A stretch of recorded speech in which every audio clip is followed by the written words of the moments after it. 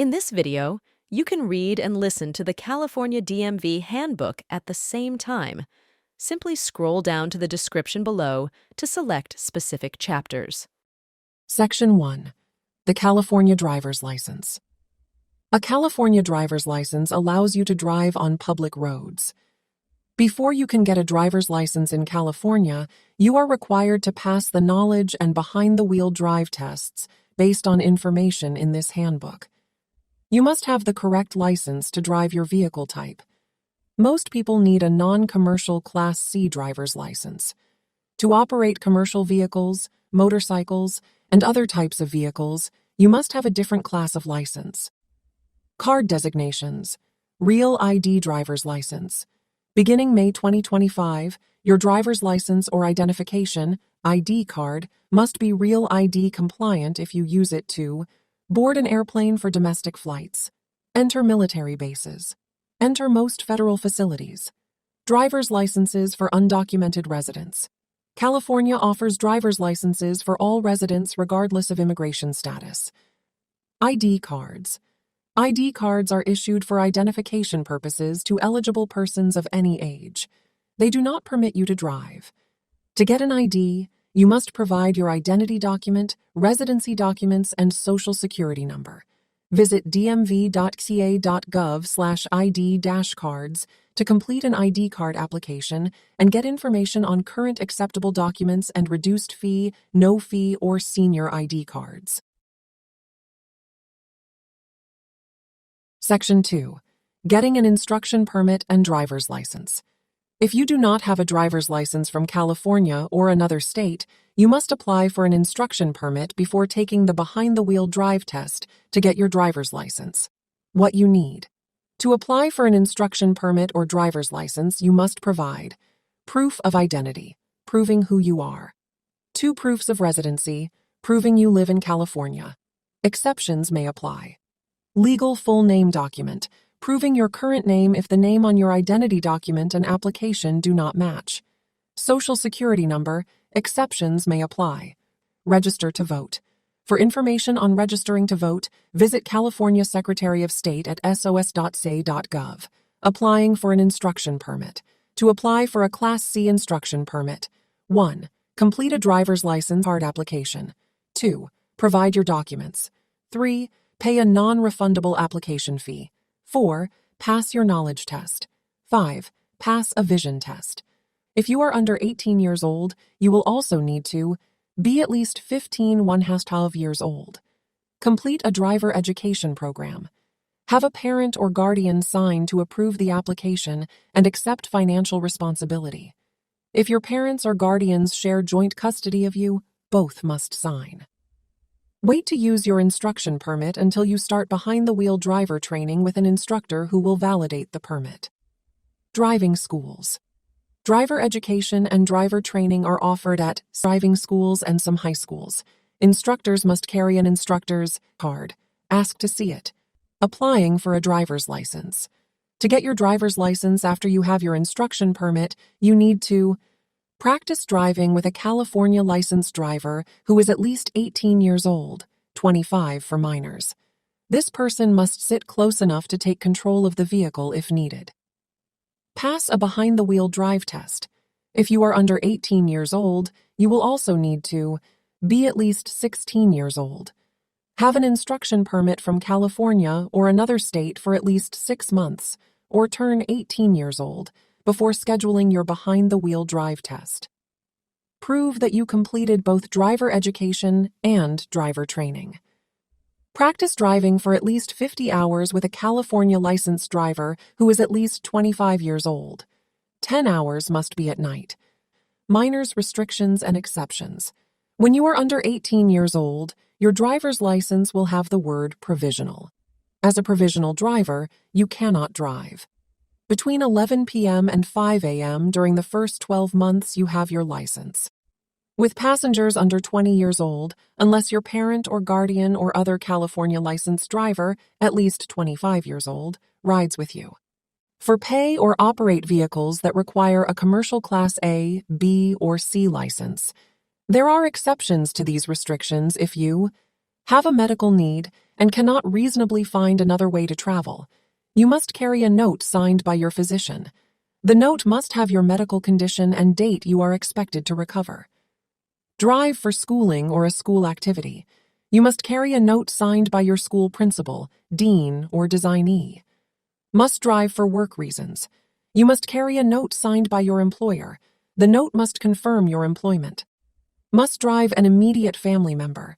You must carry a note signed by your parent or legal guardian. The note must state the reason you need to drive, the family member, and date when the need will end. Note: a parent or guardian may cancel their teen's license by completing a request for cancellation or surrender of a driver license. Section 3. The testing process. Driver's license tests. Here is an overview of the driver's license tests. 1. Vision test. Applicants to ensure they can see well enough to drive safely. If you take your vision test with corrective or contact lenses, your driver's license will have a corrective lenses restriction. If you do not pass your vision test, you will be asked to have your eye doctor complete a report of vision examination form. 2. Knowledge test. When you apply for an original driver's license, you must pass a knowledge test with multiple choice questions. You are allowed 3 attempts to pass before you must reapply. Minors must wait 7 days to retake a failed knowledge test, not including the day of the failure. Important: you are not allowed to use any testing aids during knowledge tests, such as a California driver's handbook or cell phone. 3. Behind-the-wheel drive test. When you apply for an original driver's license, you will be tested on your ability to safely drive a vehicle. Upon renewal, drivers with a vision or medical condition may be required to take a behind-the-wheel test. The examiner may give 2 or more instructions at one time to determine whether you can understand and properly follow both directions. For example, at the next street, make a left turn, and then at the first intersection, make another left turn. On the day of your behind-the-wheel test, you must bring 1. Your instruction permit or driver's license, if you have one. 2. Another California licensed driver who is at least 18 years old, 25 for minors, unless you are already licensed to drive. 3. A vehicle that is safe to drive for your test. 4. Valid proof of insurance and vehicle registration. 5. If you plan to use a rental vehicle for your drive test, your name must be listed on the rental contract. The contract must not exclude behind-the-wheel drive tests. Note: minors must wait 14 days to retake a failed behind-the-wheel drive test, not including the day of the failure. Before you begin, the examiner will ask you to locate and demonstrate the following. Driver window. The window on the driver's side must open. Windshield. The windshield must allow a full, clear, unblocked view for you and this examiner. Windshield cracks may postpone your test. Rear view mirrors. At least 2 rear view mirrors. One of them must be on the left side of your vehicle. Brake lights. The right and left brake lights must be operational. Tires. The tires must have at least 1/32 inch of uniformed tread depth. The use of a donut tire is not allowed during a drive test. Foot brake. There must be at least 1 inch of clearance between the bottom of the brake pedal and the floorboard when depressed. Horn. Designed for the vehicle, in proper working condition, and loud enough to be heard from a distance of at least 200 feet. Emergency, parking brake. How to set and release the parking brake. Turn arm signals. A, left turn. B, right turn. C, slowing down or stopping. Windshield wipers, control arm or switch. You may be required to show they function. Seat belts. All seat belts must work properly and be used by the individual in the vehicle. Note: if your vehicle does not meet the requirements, your drive test will be rescheduled. Interpreters may be used during the pre-drive inspection for the identification and use of certain controls in the vehicle, but may not accompany you during the drive test. Only the examiner is allowed to accompany you during the drive test. Exceptions are made for training, service animals, and certain law enforcement situations. The use of a recording device, including a video recorder, is prohibited during a behind-the-wheel drive test. If the recording device cannot be powered off or disabled, the applicant must block it so there is no visual or audio recording during the drive test. Other things to know for your behind-the-wheel test. The drive test is intended to determine your skill in operating a motor vehicle in most road situations and evaluate your abilities, not the vehicle's technology. Therefore, advanced driver assistance systems technologies, such as automated parallel parking, lane departure, and adaptive cruise control, are not permitted during the drive test. Vehicle safety technology, such as backup cameras and blind spot monitors, may be used on the drive test, but are not a replacement for an actual visual check of your mirrors and blind spots. To view a sample of the driving performance evaluation, visit dmv.sa.gov Teen Driver. Section 4. Changing, replacing, and renewing your driver's license. Changes to your license. If you legally change your name or need an update to your driver's license, such as your physical description or gender identity, visit dmv.sa.gov/DL services. Change your address. If you move, you must notify DMV SAs of your new address within 10 days.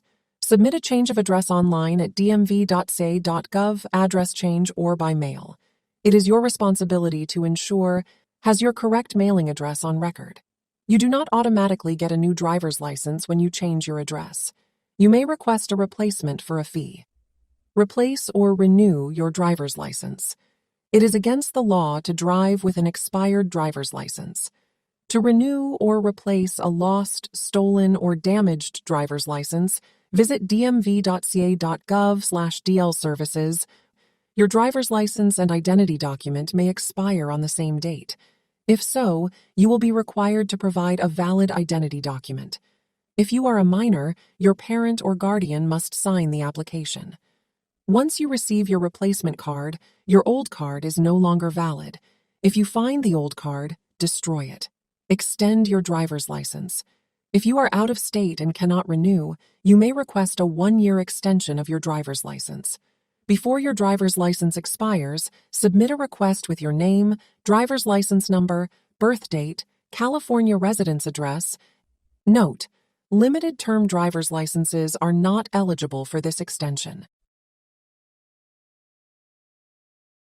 Section 5. An introduction to driving. Your health may affect your driving. Vision. You must be able to notice hazards in different types of lighting, judge distances, adjust to traffic speed, and read road signs. Hearing. You must be able to hear horns, sirens, motorcycles, or screeching tires that may alert you of hazards. It is illegal to wear a headset or earplugs in both ears while driving. Fatigue and drowsiness can affect your vision and increase reaction time to hazards. Physical and mental. You must be alert to quickly decide the correct course of action in any type of traffic situation, including unexpected ones. Medications. Prescription and over-the-counter medications can make you an unsafe driver. Some medicines can make you sleepy. It is your responsibility to know the effects of the medications you take. Health. Physicians are required to report patients who are at least 14 years old to DMV if they believe you have medical conditions that may affect your ability to drive safely, such as lapse of consciousness. Controlling the vehicle. To control your vehicle, it is critical to keep both hands on the wheel whenever possible. Hand-to-hand steering. To use this steering wheel method. 1. Start with your hands at 9 and 3 o'clock or 8 and 4 o'clock. 2. Do not cross your hands over the middle of the steering wheel. 3. Keep your hands in these positions, even when making turns. Hand-over-hand steering. Use this steering wheel method when you turn at low speeds, park, or need to recover from a skid. To use this method. 1. Start with your hands at 8 and 4 o'clock. 2. Reach across the steering wheel to grasp the opposite side. 3. Let go of the steering wheel with your other hand. 4. Reach across the arm still holding the wheel, grip the wheel, and pull up. One-hand steering. There are only 2 situations that may require steering with one hand. When you are turning while backing up to see where you are going behind you, place your hand at the 12 o'clock position on the steering wheel.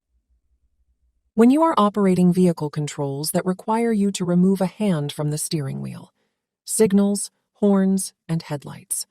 Your signals, horn, and headlights are important for communicating with other drivers, pedestrians, and bicyclists. Signaling. Always signal when you turn, change lanes, slow down, or stop. You can signal using your vehicle's signal lights or using hand and arm positions. Bicyclists may signal a turn with their arm held straight out, pointing in the direction they plan to turn. You should signal at least 100 feet before you turn, before every lane change, at least 5 seconds before you change lanes on a freeway, before pulling next to the curb or away from the curb, even when you do not see other vehicles around you. When you are almost through the intersection, if you plan to turn shortly after crossing the intersection. Remember to turn off your signal when you no longer need it. Using your horn. Use your vehicle's horn to let other drivers know you are there or warn others of a hazard. Use your horn to avoid collisions. Alert oncoming traffic on narrow mountain roads where you cannot see at least 200 feet ahead. Using your headlights. Your vehicle's headlights help you see what is in front of you. They also make it easier for other drivers to see your vehicle. Dim your high-beam headlights to low beams within 500 feet of a vehicle coming toward you or within 300 feet of a vehicle you are following.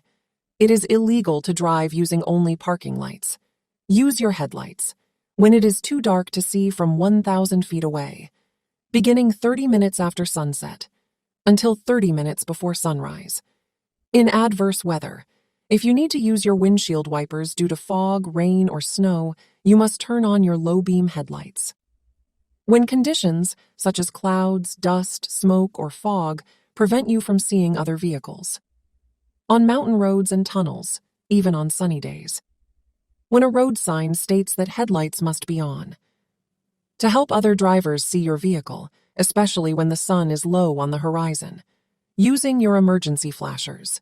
If you can see a collision or hazard ahead, warn drivers behind you using these methods. Turn on your emergency flashers. Lightly tap your brake pedal 3 or 4 times. Use a hand signal when slowing and stopping. If you need to stop because of vehicle trouble, turn on your emergency flashers. If your vehicle does not have emergency flashers, use your turn signals. If possible, pull off the road away from all traffic.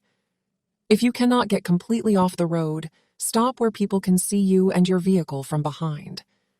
Do not stop just over a hill or just around a curve. Other drivers may not see your vehicle in time to avoid a collision. Call for emergency roadside assistance and stay in your vehicle until help arrives.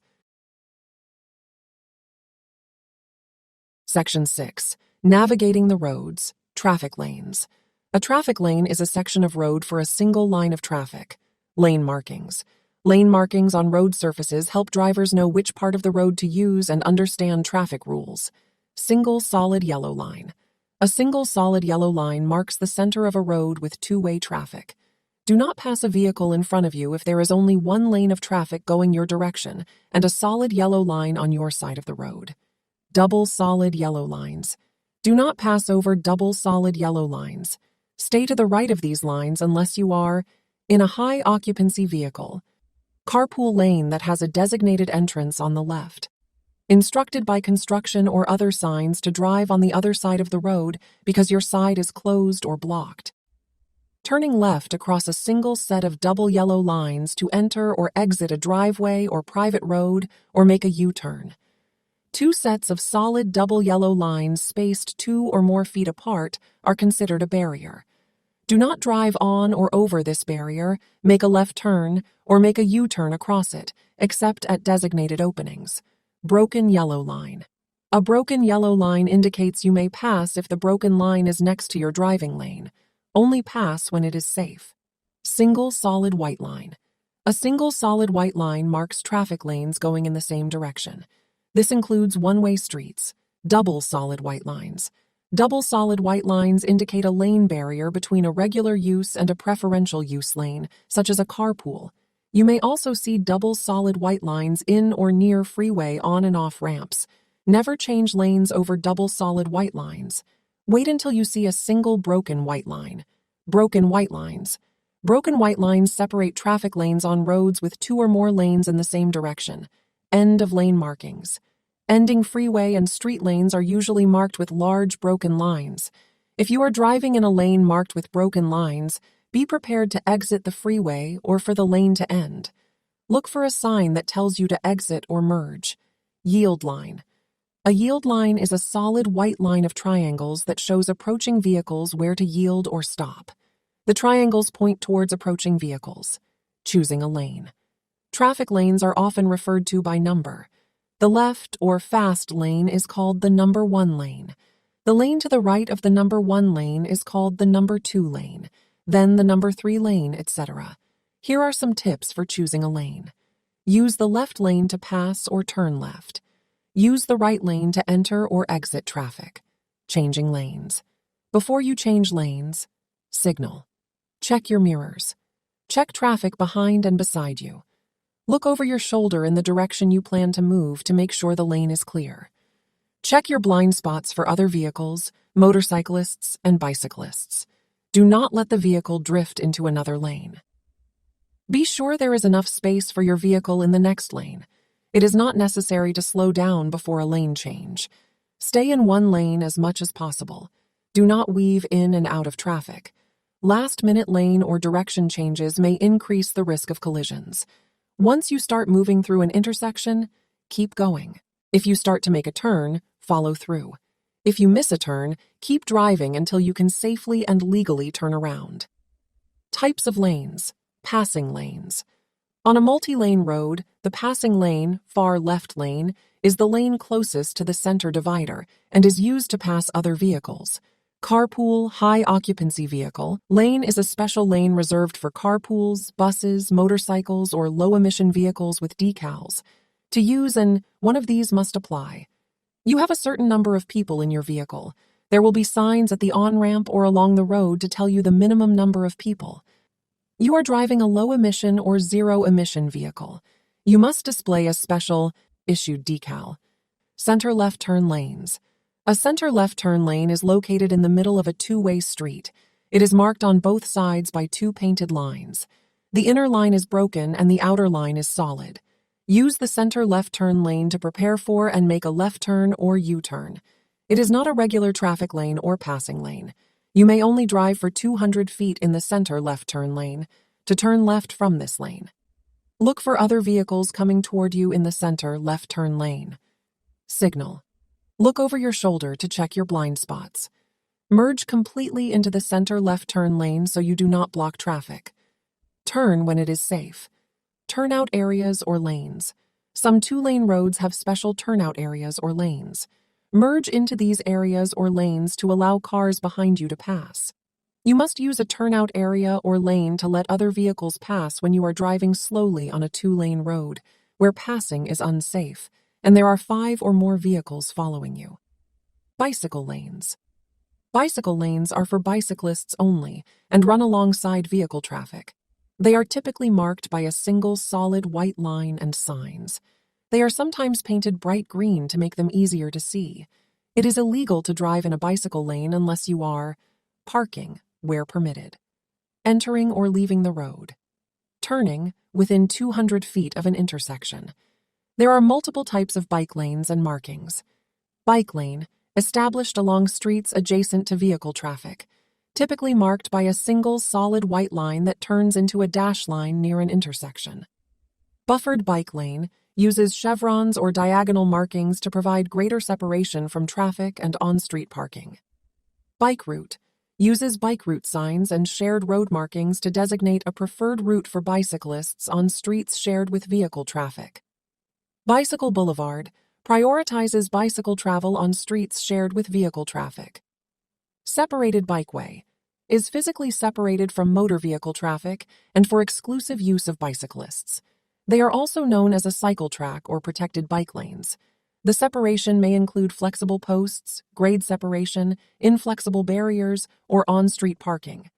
Shared roadway bicycle markings alert drivers that bicyclists can occupy the lane and help bicyclists maintain a safe lane position in traffic. Note: check your blind spots before entering a bike lane. If you drive a motorized bicycle, use caution to avoid other bicyclists. Travel at a reasonable speed and do not endanger the safety of other bicyclists. Turns, right turns. To make a right turn, drive close to the right edge of the road. If a designated right turn lane is available, enter at the opening. You can drive in a bike lane within 200 feet from the turn. Check for bicyclists in your blind spots. Watch for pedestrians, bicyclists, or motorcyclists between your vehicle and the curb. Start signaling about 100 feet before the turn. Look over your right shoulder and reduce your speed. Stop behind the limit line.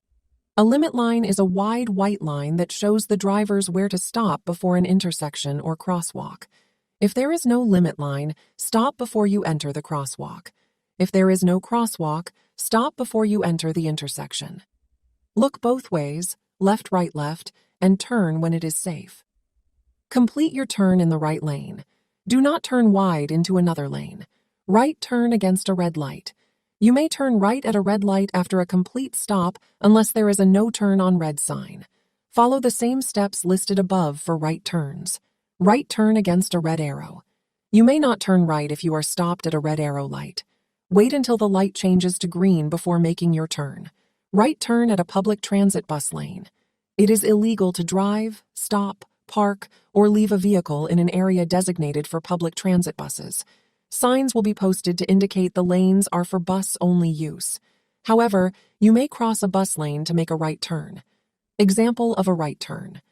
Right turn onto a road with a dedicated lane. A dedicated right turn lane does not merge into another lane and allows you to make a right turn without stopping. You may make your turn even if there is a red light for vehicles going straight through the intersection. If there is a traffic light or sign on the right curb of the right turn lane, you must obey that light or sign. Always yield to pedestrians in a crosswalk when turning. Left turns. To turn left, drive close to the center divider or into the left turn lane. Enter a designated left turn lane at the opening. Do not cross any solid line. Enter a two-way center, left turn lane within 200 feet of the turn. Respect the right-of-way of any vehicle, bicyclist, or motorcyclist already in the lane. Always yield to pedestrians. Start signaling 100 feet before the turn. Look over your left shoulder and reduce your speed. Stop behind the limit line. If there is no limit line, stop before you enter the crosswalk. If there is no crosswalk, stop before you enter the intersection. Look both ways, left, and begin your turn when it is safe. Proceed into the intersection while turning to complete your turn in the left lane. Do not turn the steering wheel too soon and enter the lane of oncoming vehicles. Keep your wheels pointed straight ahead until it is safe to start your turn. If your wheels are pointed to the left and a vehicle hits you from behind, you could be pushed into oncoming traffic. Accelerate smoothly during and after the turn. Allow the steering wheel to straighten in the new lane. Left turn against a red light. Left. Turn against a red. You may turn left against a red light when you are turning from a one-way street onto a one-way street. Make sure there is no sign prohibiting the turn. Yield to other vehicles, pedestrians, or bicyclists who have a green light. Look both ways and turn when it is safe. U-turns. A U-turn is when you turn your vehicle around to go back in the direction you came. To make a U-turn, signal and use the left turn lane or far left lane. You may make a U-turn across a double yellow line. In a residential district, if no vehicles are approaching you within 200 feet. At an intersection on a green traffic light or green arrow, unless a no U-turn sign is posted. On a divided highway if a center divider opening is provided. Never make a U-turn, where a no U-turn sign is posted. At or on a railroad crossing. On a divided highway by crossing a dividing section, curb, strip of land, or two sets of double yellow lines. When you cannot see clearly for 200 feet in each direction. On a one-way street. In front of a fire station. Never use a fire station driveway to turn around. In business districts, the part of a city or town where most offices and businesses are. Examples of turns. The descriptions below refer to the numbers next to the cars in the images. Watch for pedestrians, motorcycles, and bicycles between your vehicle and the curb. When making turns, there may be signs or arrows that indicate you can turn from or end in more than one lane. 1. Left turn from a two-way street. Start the turn in the left lane closest to the middle of the street. To reduce the risk of collision, End the turn in the left lane closest to the middle of the street going in your vehicle's direction. 2. Right turn. Begin and end the turn in the lane closest to the right edge of the road. Do not swing wide into another lane of traffic. 3. Left turn from a two-way street onto a one-way street. Start the turn from the lane closest to the middle of the street, far left lane. If there are 3 or more lanes in your direction of travel, you may end your turn in any lane that is open. 4. Left turn from a one-way street onto a two-way street. Start the turn from the far left lane. To reduce the risk of collision, end the turn in the left lane closest to the middle of the street going in your vehicle's direction. 5. Left turn from a one-way street onto a one-way street. Start the turn from the far left lane. Bicyclists can legally use the left turn lane for their left turns. If there are 3 or more lanes in your direction of travel, you may end your turn in any lane that is open. 6. Right turn from a one-way street onto a one-way street. Start the turn in the far right lane. If safe, you may end the turn in any lane. 7. Turn at a T intersection from a one-way street onto a two-way street. Traffic going straight through the intersection has the right of way. You may turn either right or left from the center lane. Braking. Remove your foot from the gas pedal, accelerator, and allow the vehicle to slow down. Lightly press the brake until you come to a full stop. Give yourself enough space and time to perform this maneuver. When stopping at a limit line, do not cross over the line. If stopping behind a vehicle, leave enough space to see their rear wheels. Merging and exiting. Merging. Highway traffic has the right of way. For more information, see right-of-way rules. Who goes first in Section 7. When you enter a highway, you will need to be in the proper lane on the on-ramp. Be at or near the speed of traffic. Merge into highway traffic when safe to do so. Do not stop unless absolutely necessary. Merge into a space large enough for your vehicle to safely join the lane. Use your mirrors and turn signals. Turn your head quickly to look over your shoulder before changing lanes or merging into traffic. Make sure you can stop safely by leaving 3 seconds of space between you and the vehicle in front of you. Do not cross over any solid lines when merging. If you need to cross several lanes, signal and cross them one at a time. Check your blind spots for vehicles, motorcyclists, bicyclists, and pedestrians each time. Exiting. To exit a highway safely.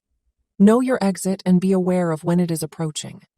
If you plan to change lanes, do so one at a time. Signal and look over your shoulder to check your blind spots.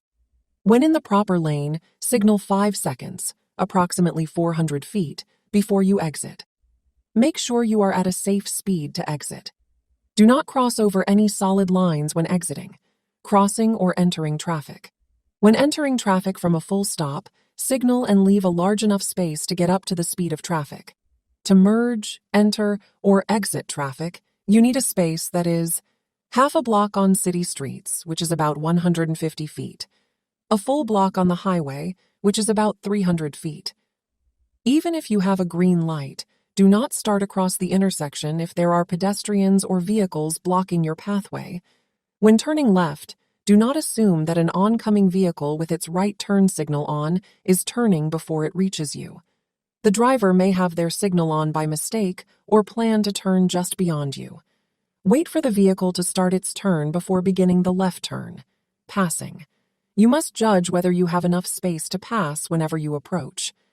An oncoming vehicle or bicyclist.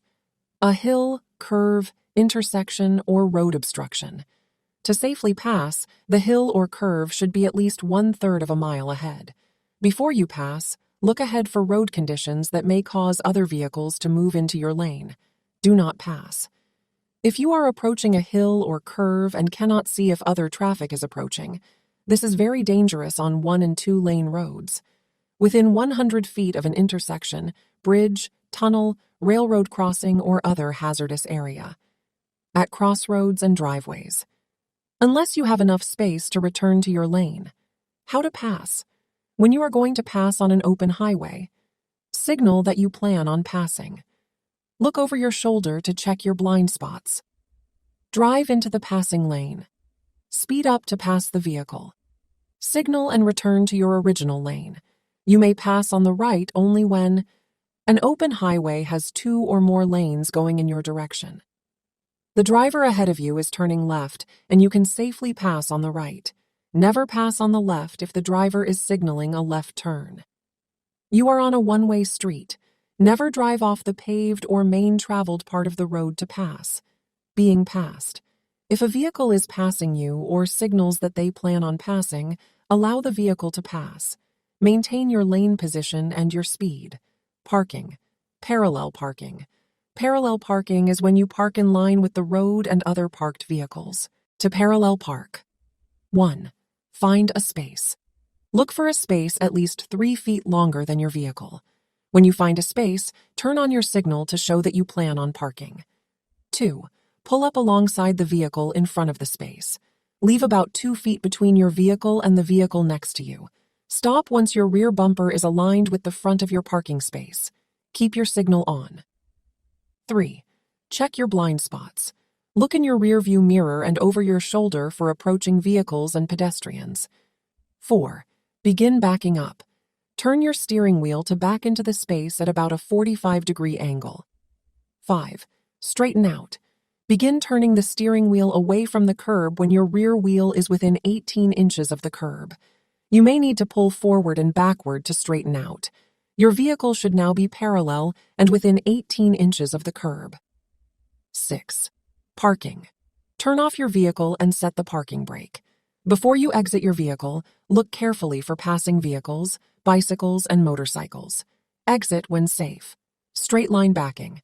To back up in a straight line, 1. Traffic check. Observe traffic and check appropriate blind spots. 2. Signal. Activate the turn signal before pulling up to the curb. Cancel the turn signal once completed. 3. Check your blind spots. Look in your rearview mirror and over your shoulder for approaching vehicles and pedestrians. 4. Begin backing up. Back in a straight line for 3 vehicle lengths while remaining within 3 feet of the curb. Stay aware of what is behind you when backing up. 5. Control. To maintain control of the vehicle, back at a smooth, safe speed and adjust the steering wheel when needed. Practice until you can keep the vehicle straight. Repeat steps 1 and 2 to pull away from the curb. Parking on a hill. When you park on a hill, your vehicle could roll due to equipment failure. Remember to set the parking brake and leave the vehicle in park or in gear for manual transmission. To park. On a sloping driveway, turn the wheels so the vehicle will not roll into the street, leave the vehicle in gear, and set the parking brake. Headed downhill, turn your front wheels into the curb or right toward the side of the road. Headed uphill, turn your front wheels away from the curb, left, and let your vehicle roll back a few inches. The wheels should gently touch the curb. Headed either uphill or downhill when there is no curb. Turn the wheels so the vehicle will roll away from the center of the road if the brakes fail. Downhill, turn the wheels toward the curb. Uphill, turn the wheels away from the curb. No curb, turn the wheels toward the shoulder of the road. Parking at colored curbs. Painted colored curbs have special parking rules. White, stop only long enough to pick up or drop off passengers. Green, park for a limited time. The time limit may be posted on signs or painted on the curb. Yellow, load and unload passengers and freight. Do not stop longer than the time posted. If you drive a non-commercial vehicle, you are usually required to stay with your vehicle. Red, no stopping, standing, or parking. Blue, parking for a disabled person or someone driving a disabled person with a special placard or special license plate. Illegal parking. Never park or leave your vehicle. Where a no parking sign is posted. On a marked or unmarked crosswalk. On a sidewalk, partially blocking a sidewalk, or in front of a driveway. Within 3 feet of a sidewalk ramp for disabled persons. In front of or on a curb that provides wheelchair access to a sidewalk. In the cross-hatched diagonal lines area next to a designated disabled parking space. In a space designated for parking or fueling zero-emission vehicles, unless you are driving a zero-emission vehicle. In a tunnel or on a bridge, unless permitted by signs. Within 15 feet of a fire hydrant or fire station driveway. Between a safety zone and curb. Example of cross-hatched diagonal lines area, double parked, on the wrong side of the street or on a freeway except in an emergency, when a law enforcement officer requires a stop, where a stop is specifically permitted.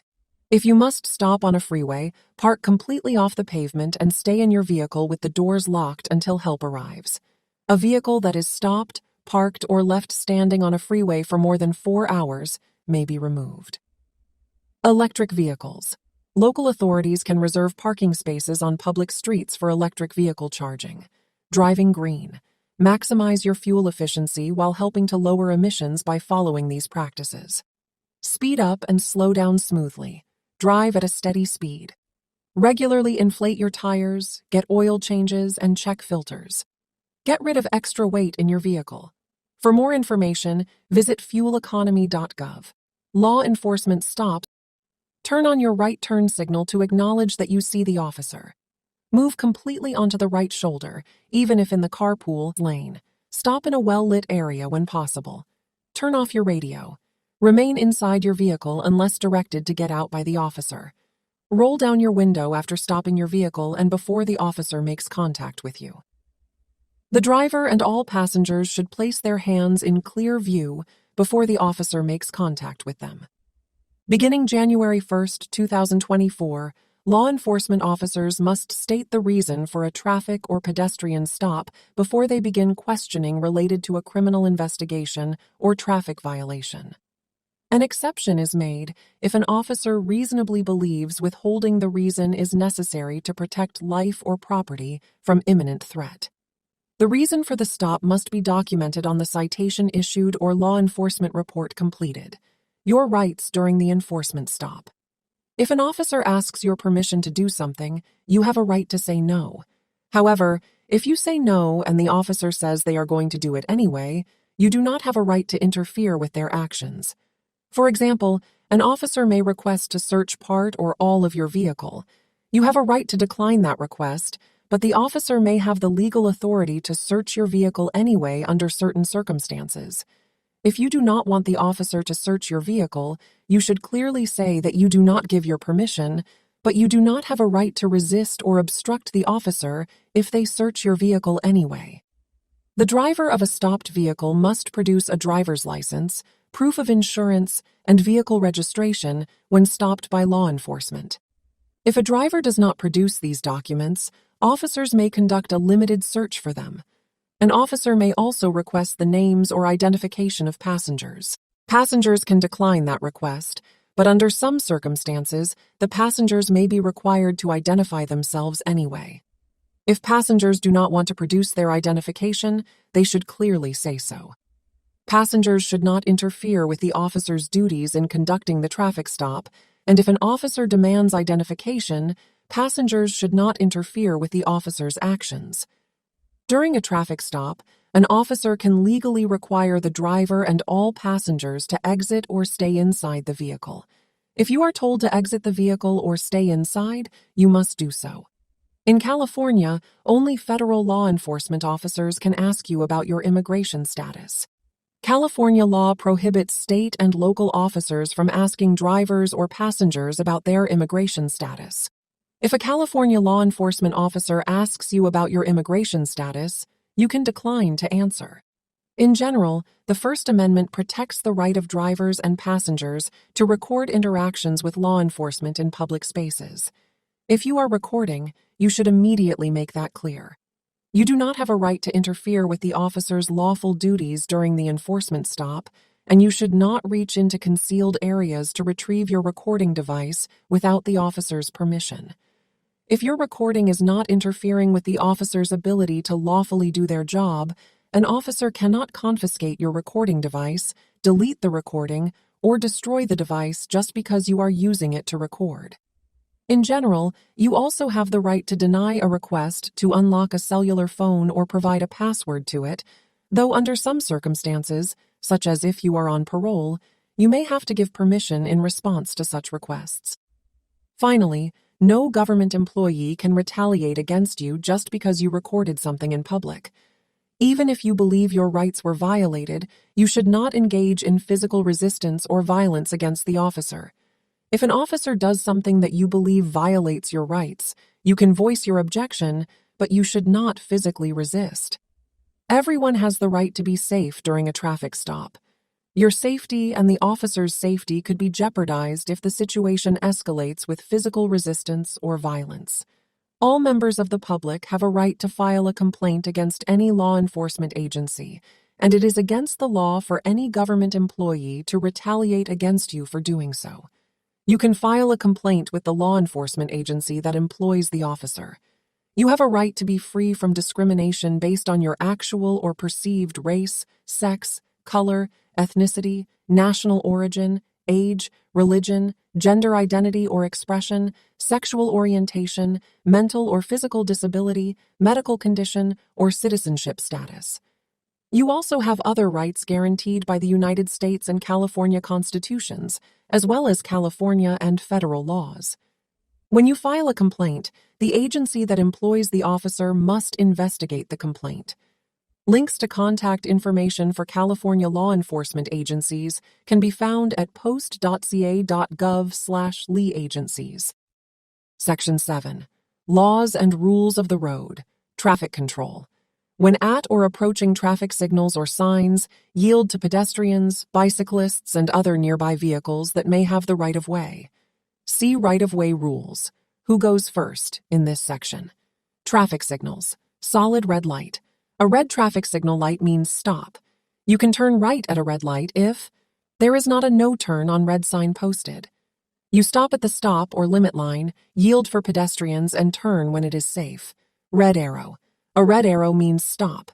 Do not turn at a red arrow. Remain stopped until a green traffic signal light or green arrow appears. Flashing red light. A flashing red signal light means stop. After stopping, you may go when it is safe. Solid yellow light. A yellow traffic signal light means caution. The light is about to turn red. When you see a yellow traffic signal light, stop, if you can do so safely. If you cannot stop safely, cautiously cross the intersection. Yellow arrow. A yellow arrow means the protected turning time is ending. The signal will change soon. If you cannot stop safely or you are already in the intersection, cautiously complete your turn. Pay attention to the next signal. It could be a green or red traffic signal light. Red arrow, flashing yellow light. A flashing yellow traffic signal light is a warning to proceed with caution. Slow down and be alert. You do not need to stop. Flashing yellow arrow. You can turn, but your turn is not protected from other traffic. Proceed to turn left after yielding to oncoming traffic and proceed with caution. Solid green light. A green traffic signal light means go. You should still stop for any vehicle, bicyclist, or pedestrian in the intersection. Only proceed if you have enough space without creating a danger to any oncoming vehicle, bicyclist, or pedestrian. Do not enter the intersection if you cannot get completely across before the traffic signal light turns red. Green arrow. A green arrow means go in the direction the arrow is pointing. The green arrow allows you to make a protected turn. Oncoming vehicles are stopped by a red traffic signal light. Traffic light not working. When a traffic light is not working, stop as if the intersection is controlled by stop signs in all directions. Then proceed cautiously when it is safe to do so. Pedestrian signals or signs. Walk or walking person. You may cross the street. Don't walk or raised hand. You may not cross the street. Flashing don't walk or flashing raised hand. Do not start crossing the street. The traffic signal light is about to change. Drivers must yield to pedestrians even if the don't walk light is flashing. Numbers. The numbers count down the seconds left for crossing the street. Diagonal crossing. These are crisscross and diagonal crosswalks that allow pedestrians to cross the intersection in any direction at the same time. Cross only when the walk signal allows it. Sounds. Sounds such as beeping, chirping, or verbal messages help blind or visually impaired pedestrians cross the street. Pedestrian push button. This is used to activate the walk or walking person signal. No pedestrian signals. If there are no pedestrian signals, obey the vehicle traffic signals. Signs. Obey all warning signs regardless of their shape or color. Stop sign. Make a full stop before entering the crosswalk or at the limit line. If there is no limit line or crosswalk, stop before entering the intersection. Check traffic in all directions before proceeding. Red yield sign. Slow down and be ready to stop to let any vehicle, bicyclist, or pedestrian pass before you proceed. Red and white regulatory sign. Follow the sign's instruction. For example, do not enter means do not enter the road or ramp where the sign is posted. Wrong way sign. If you enter a roadway against traffic, do not enter and wrong way signs may be posted. When it is safe, back out or turn around. If you are driving at night, you will know you are going the wrong way if the road reflectors shine red in your headlights. Red circle with a red line through it. The picture inside the circle shows what you cannot do and may be shown with words. Yellow and black circular sign or X-shaped sign. You are approaching a railroad crossing. Look, listen, slow down, and prepare to stop. Let any trains pass before you proceed. Many railroad crossings also have a blue and white sign to tell you what to do if there is an emergency on or near the tracks, or if your vehicle has stalled on the tracks. Five-sided sign. You are near a school. Drive slowly and stop for children in the crosswalk. Diamond-shaped sign. Warns you of specific road conditions and dangers ahead. White rectangular sign. Communicates many important rules you must obey.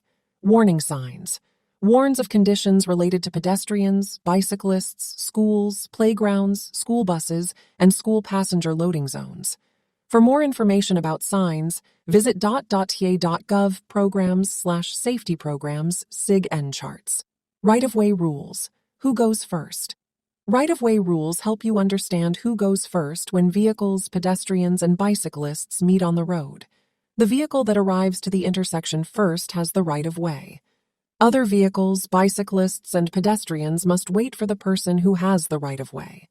Never assume that other drivers will give you the right-of-way. Give up your right-of-way when it will help prevent collisions.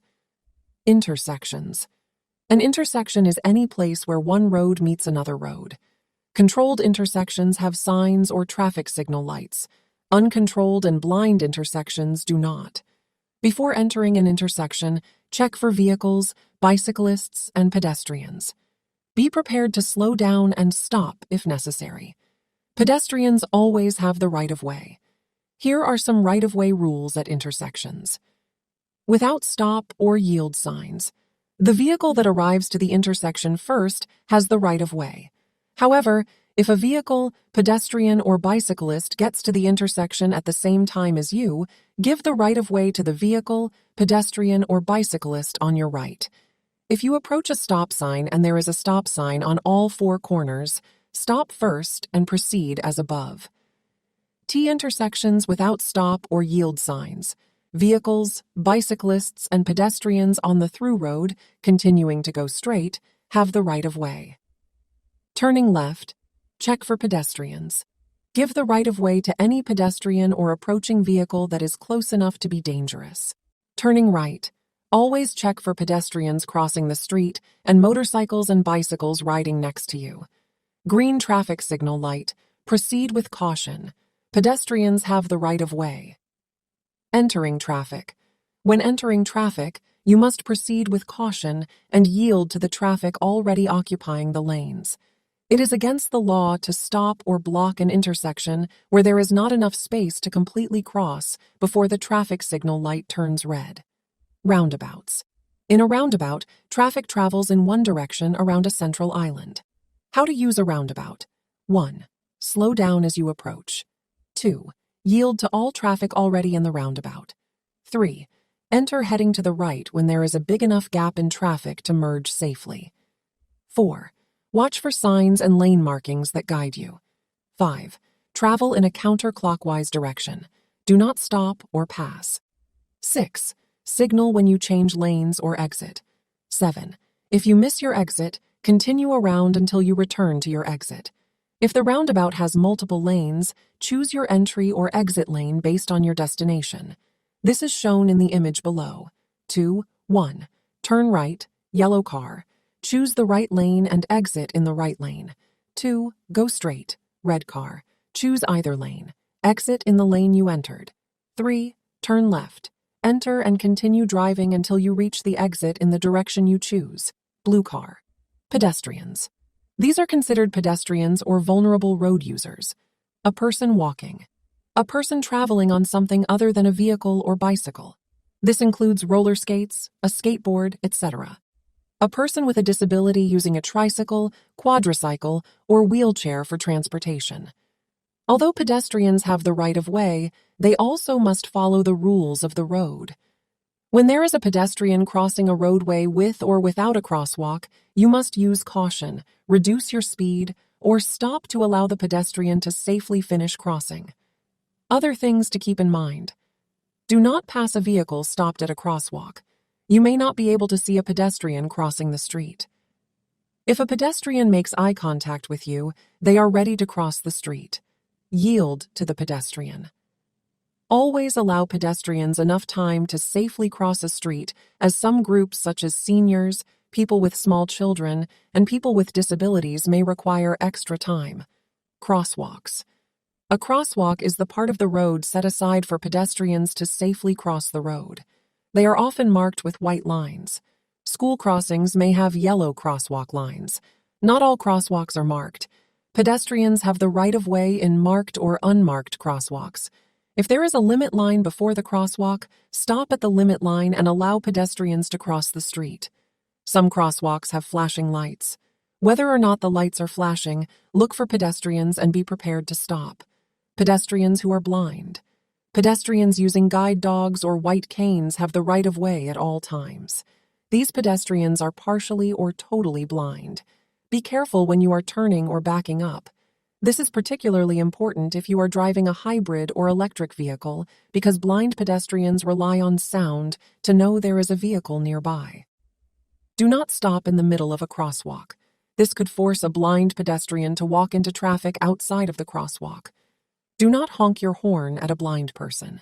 When a blind person pulls in their cane and steps away from the intersection, this gesture usually means you may go. Mountain roads. If two vehicles meet on a steep, narrow road and neither vehicle can pass, the vehicle facing uphill has the right of way. The vehicle facing downhill has more control when backing up the hill. The vehicle facing downhill should back up until the vehicle going uphill can pass. Sharing the road. Drivers need to share the road with other vehicles, pedestrians, bicyclists, road workers, and large vehicles. Blind spots, the no zone. Large vehicle and truck drivers have a better view in front of them and bigger mirrors, but they also have large blind spots, also called no zones. In these areas, your vehicle can disappear from a large vehicle or truck driver's view. If you cannot see the truck's side mirrors, the truck driver cannot see you. Braking.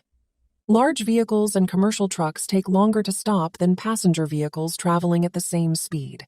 When traveling, they create extra space in front of their vehicle to use if they need to stop suddenly. The average passenger vehicle traveling at 55 miles per hour can stop within 300 feet. A large vehicle traveling at the same speed can take up to 400 feet to stop. The heavier the vehicle and the faster it is moving, the longer it takes to safely stop. So a loaded truck will take longer to stop than an empty truck. Do not move in front of a large vehicle and suddenly slow down or stop. The large vehicle will not be able to stop fast enough to avoid crashing into you. Turning. When a vehicle turns, the rear wheels follow a shorter path than the front wheels. The longer the vehicle, the greater the difference in the length of the turning path. This is why large vehicles and truck drivers must often swing wide to complete a turn. When you follow a large vehicle, look at its turn signals before you start to pass. It may appear to be turning one direction, but instead is swinging wide in the opposite direction in order to turn. Maneuvering. Large vehicles and trucks are not as easy to maneuver as passenger vehicles. On a divided highway with 4 or more traffic lanes in one direction, they may be driven in the lane just to the left of the far right lane. When driving near large vehicles and trucks, do not. Change lanes directly in front of them to reach an exit or turn. Drive next to them longer than you need to. Always pass a large vehicle on the left side.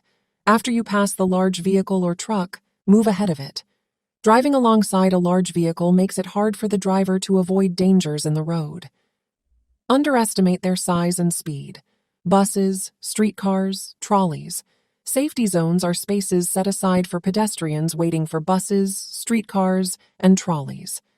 Safety zones are marked by raised buttons or markers on a road. Do not drive through a safety zone under any condition.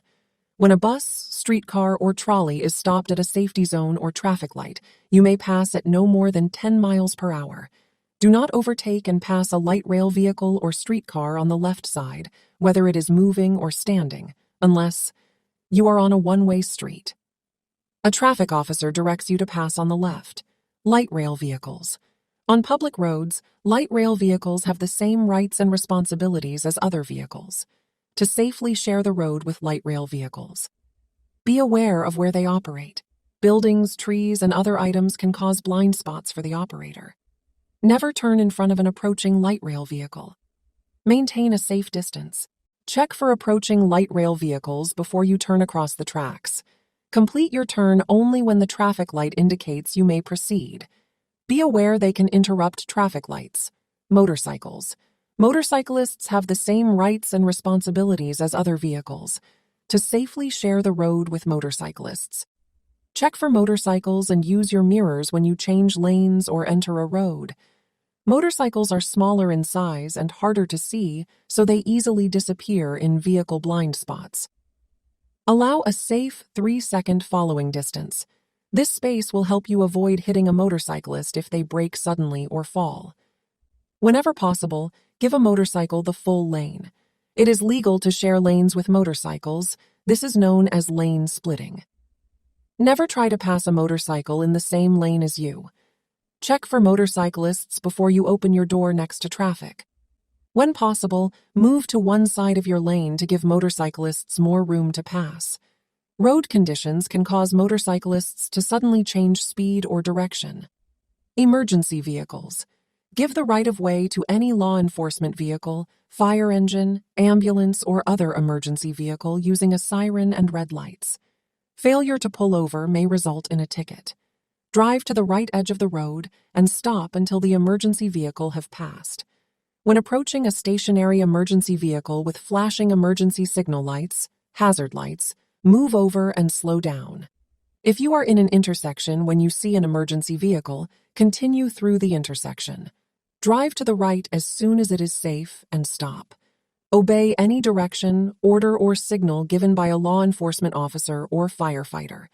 Follow their orders even if they conflict with existing signs, signals, or laws.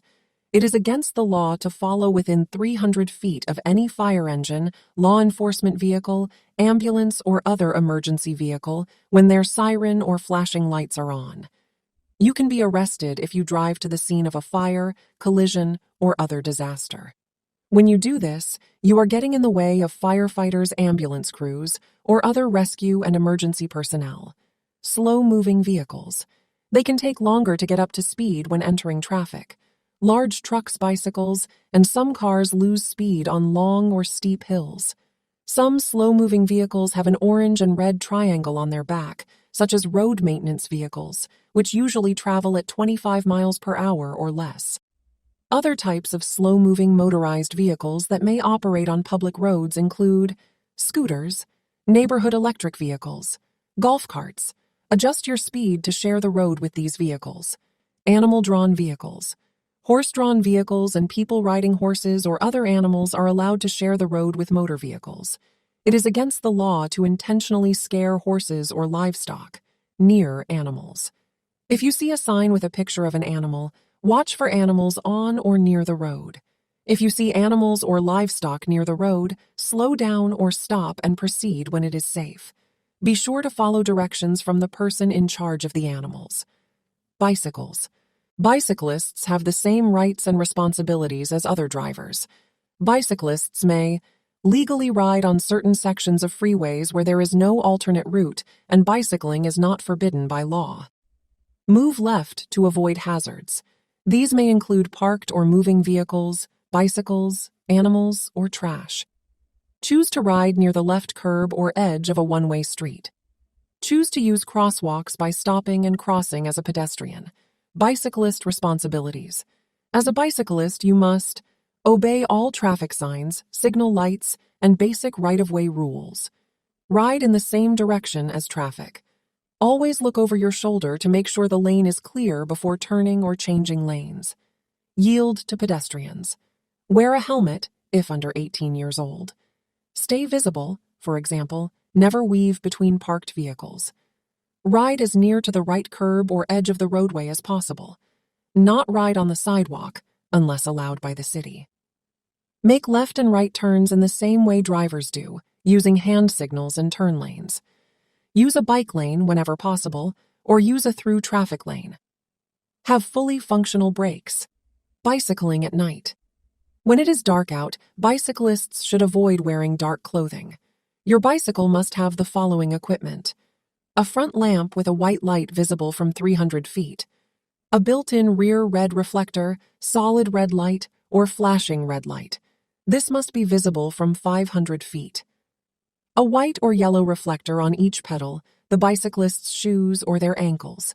These must be visible from 200 feet. A white or yellow reflector on the front wheel, a white or red reflector on the rear wheel, or reflectorized tires. Bicycling in travel lanes. Bicyclists traveling slower than the flow of traffic must ride as close as possible to the right curb or edge of the road, unless passing a vehicle or another bicycle in the same direction. Preparing to make a left turn. Avoiding a hazard or road condition. A lane is too narrow for a bicycle and a vehicle to safely travel side by side in the lane. Approaching a right turn. On a one-way road with 2 or more lanes. In this case, a bicyclist may ride near the left curb or edge of the road. Drivers should follow at a safe distance. When it is safe, the bicyclist should move to a position that allows vehicles to pass. Passing a bicyclist. To safely pass a bicyclist that is in the travel lane, you may need to change to another lane. In this case, pass safely, then return to your original lane. Leave space between your vehicle and the bicyclist. When you cannot change lanes to pass a bicyclist, allow at least 3 feet between your vehicle and the bicyclist. If you cannot give 3 feet of space, do not pass the cyclist until 3 feet of clearance can be given. This will help you avoid putting the bicyclist in danger. Remember to give bicyclists enough space so they are not forced into parked vehicles or open vehicle doors. Only merge toward the curb or into the bike lane when it is safe. Merge safely behind a bicyclist when preparing to make a turn. Enter a bike lane no more than 200 feet before starting a turn. Check for bicyclists when changing lanes or entering traffic. They may be hidden in a vehicle's blind spots. Be careful when approaching or passing a bicyclist on a 2-lane road. Road workers and work zones. You will see warning signs and message boards when there are workers, slow-moving equipment, and closed lanes ahead. Go through the work zone carefully by slowing down, allowing extra space between vehicles, expecting sudden slowing or stopping, watching for drivers changing lanes, avoiding distractions. Cones, drums, or other barriers will guide you through the work zone. Prepare to slow down or stop for highway equipment. Merge as soon as it is safe without crossing the cones or drums. Watch for bicycles if lanes are narrow or the shoulder is closed. Obey special signs or instructions from workers such as flaggers. Fines and double fine zones. Fines for traffic violations in a work zone can be $1,000 or more. Anyone convicted of assaulting a highway worker faces fines of up to $2,000 and imprisonment for up to 1 year. Certain roads are chosen as safety-enhanced double fine zones. This is due to increased collision-related injuries and fatalities. Fines are doubled in these zones. Fines are also doubled in highway construction or maintenance zones when workers are present. Move over and slow down. Drivers must move over and slow down for emergency and roadwork vehicles. These include stationary emergency vehicles or tow trucks displaying flashing amber warning lights. Stopped roadwork vehicles displaying emergency flashing or amber warning lights. Vehicles with hazardous loads. A diamond-shaped sign on a truck means that the truck's load may be dangerous. Gas, explosives, etc.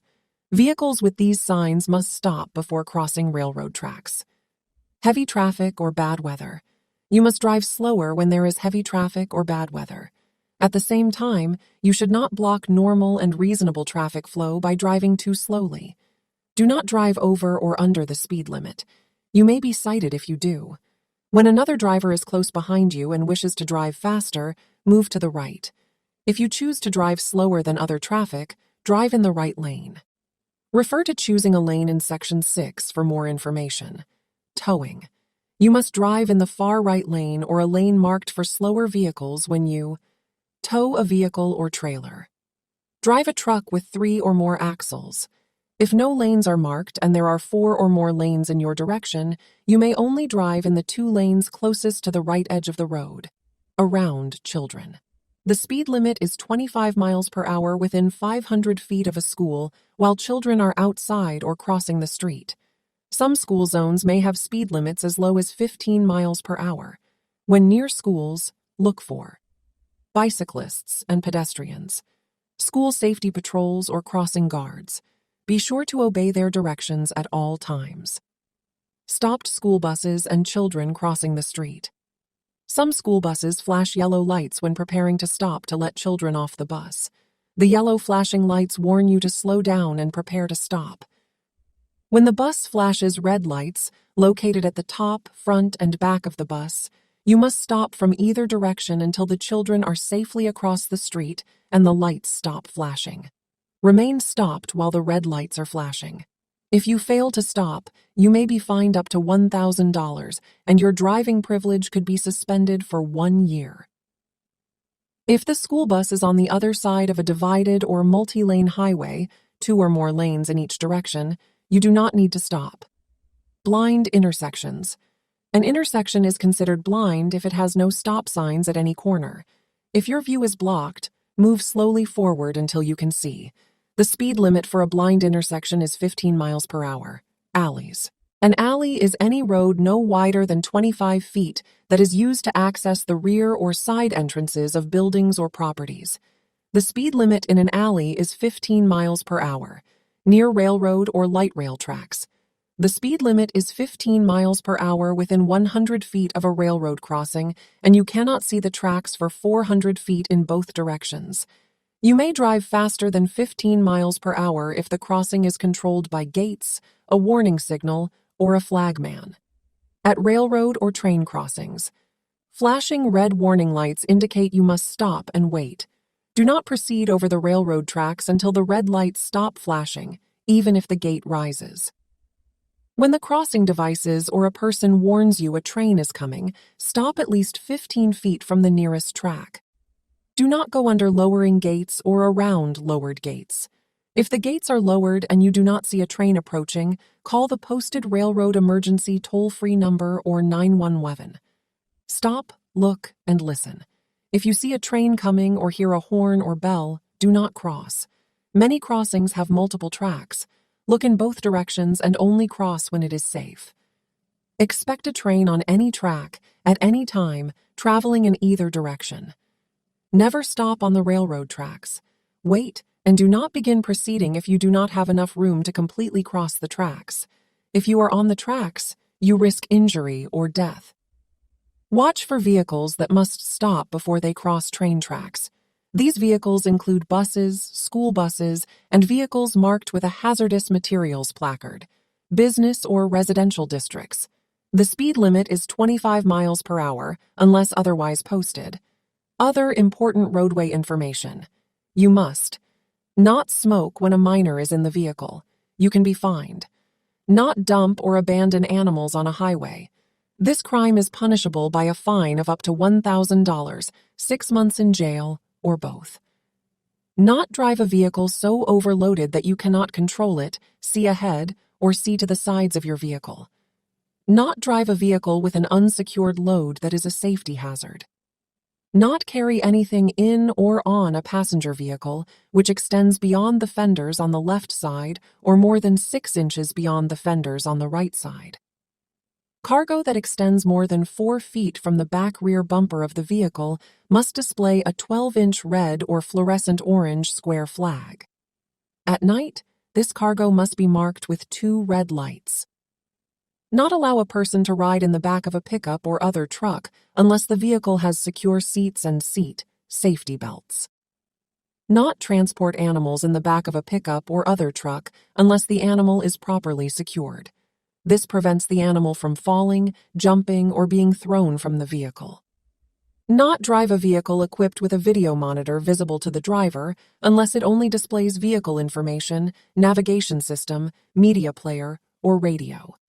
Not throw a cigarette, cigar, or other flaming or glowing substance from your vehicle. Not put signs or other objects on the front windshield or side rear windows that block your view. Do not hang objects on the mirror. Objects may only be affixed in these locations: a 7-inch square on the lower corner of the passenger's side windshield or the lower corner of the rear window, a 5-inch square on the lower corner of the driver's side window, on the side windows behind the driver, a 5-inch square located in the center uppermost portion of your windshield for an electronic toll payment device. Not interfere with a funeral procession. A funeral procession is led by a traffic officer and has the right of way. All vehicles taking part in the procession have windshield markers to identify them and have their headlights on. You can be ticketed if you interrupt a funeral procession. Not operate a vehicle with an illegible license plate. Not alter a license plate in any way. Evading law enforcement. It is a misdemeanor to use a motor vehicle to flee or attempt to evade law enforcement performing their duties. This is punishable by imprisonment in a county jail for 1 year or less. A person convicted of causing serious bodily injury during a law enforcement pursuit is subject to imprisonment in a state prison for up to 7 years or a county jail for 1 year or less. A person convicted of manslaughter resulting from evading law enforcement during a pursuit is subject to imprisonment in a state prison for a minimum of 4 to 10 years. If an unlicensed person is caught driving your vehicle, it may be impounded for 30 days. Speed contests and reckless driving. A person convicted of reckless driving or engaging in a speed contest that causes injury to another person is subject to imprisonment, a fine, or both. If you are stopped by a law enforcement officer and cited, ticketed for a traffic violation, DMV may suspend your driving privilege until you appear. If you do not keep your promise to appear in court, goes on your driver record. Each time you are convicted of a moving traffic violation, the court notifies DMV. The conviction is placed on your driver's record. Convictions reported by other states and juvenile court are also added to your driver's record. Traffic convictions and collisions stay on your record for 36 months or longer, depending on the type of conviction. As an adult, your license may be suspended if your driver's record shows one of the following point totals: 4 points in 12 months, 6 points in 24 months, 8 points in 36 months. Traffic violator school. If you are given a 1-point traffic violation, the judge may offer you the choice to attend a traffic violator school to have the citation not reported to your insurance company but remain on your driving record. You can do this once in any 18-month period. The school will report your course completion to the court. You will also get a completion receipt. If you are a commercial driver cited in a non-commercial vehicle, see the California Commercial Driver Handbook. Suspension or revocation. If you have too many points on your driver's record, you will be considered a negligent driver. We'll place you on probation, suspend, or revoke your driving privilege. When this happens, you have the right to a hearing. We'll notify you in writing of any action taken against your driving privilege and inform you of your legal rights, including your right to a hearing. Revoke your driving privilege if you are convicted of a hit-and-run or reckless driving that resulted in injury. Courts also have the authority to suspend a person's driving privilege. At the end of your suspension or revocation, you may apply for a replacement driver's license. Maintaining your minor's provisional driver's license. If you get into collisions or commit traffic violations within the first 12 months of obtaining your minor's driver's license, DMVs may restrict or suspend your driving privilege. You cannot drive if your driving privilege is suspended or revoked. As a minor, DMVs may take action against your license if you have 1 at-fault collision or traffic violation conviction. An at-fault collision means you were found responsible. 2 at-fault collisions, 2 traffic violation convictions, or 1 of each. You cannot drive for 30 days unless a licensed adult, at least 25 years old, rides with you. 3 at-fault collisions, 3 traffic violation convictions, or a combination. Your driving privilege will be suspended for 6 months. You will be on probation for 1 year. If you have more at-fault collisions or traffic violation convictions while on probation, your license will be suspended again. A conviction of using alcohol or a controlled substance, or both, and are 15-20 years old. The court will order DMVs to suspend your driving privilege for 1 year or delay your eligibility to apply for a driver's license. Note: turning 18 years old does not erase or end existing restrictions, suspensions, or probation sentences. Administrative hearing. Administrative hearings are conducted by DMV. If you received notification that a proposed action is being taken against your driving privilege, you must request a hearing within 10 days of being served or 14 days from the date the notice is mailed. If you do not make a timely request, your right to a hearing will be lost. This hearing provides you with an opportunity to be heard before an action is taken against your driving privilege. You may also have to appear in court for the same reason. Any action taken by the court is independent of the action taken by DMV. Your hearing rights. You have the right to present relevant evidence and witnesses on your behalf, testify on your behalf, or be represented by an attorney or other representative at your expense. Representation by an attorney is not required. Review the evidence and cross-examine the testimony of any witness. Bases its case only on written documents. If you wish to question someone who prepared a document or is listed on a document used as evidence, it is your responsibility to acquire a subpoena. For more information regarding administrative hearings, visit dmv.ca.gov. Driver safety. Unsafe driver. If you know someone who no longer drives safely, you may submit a request for driver re-examination to DMV. To obtain a form, visit dmv.ca.gov re-examination. Record confidentiality. Most information in your driver's record is available to the public, except physical or mental conditions, address, and social security number. You can get a copy of your driver's record online or at a kiosk. For more information on record requests, visit dmv.sa.gov record requests. Section 8. Safe driving. Be aware of your surroundings. To drive safely, you need to know what is around you. This helps you make good decisions and react to hazards on the road. This image shows the areas around your vehicle. Green, ahead of you. Blue, next to you. Yellow, blind spots. Red, behind you. Scan your surroundings. To give yourself time to react, avoid last-minute moves and hazards. Always keep your eyes moving and scan the road at least 10 seconds ahead of your vehicle. Tailgating, following too closely. Tailgating makes it harder for you to see the road ahead because the vehicle in front of you blocks your view. You will not have enough time to react if the driver in front of you brakes suddenly. Use the 3-second rule to ensure a safe following distance and avoid a collision. Following other vehicles at a safe distance gives you enough time to react if another driver makes a mistake. If a vehicle merges in front of you too closely, take your foot off the accelerator. This creates space between you and the vehicle ahead. Create more space in front of your vehicle when a tailgater is behind you. Maintain your course and speed. Then, when safe to do so, merge right to change into another lane and allow the tailgater to pass. Following motorcyclists on metal surfaces, bridge gratings, railroad tracks, etc., and gravel. Know what is at your side.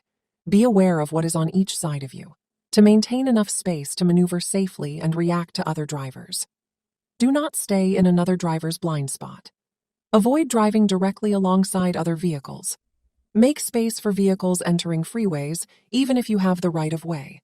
Be ready for rapid changes and watch for signals from other drivers.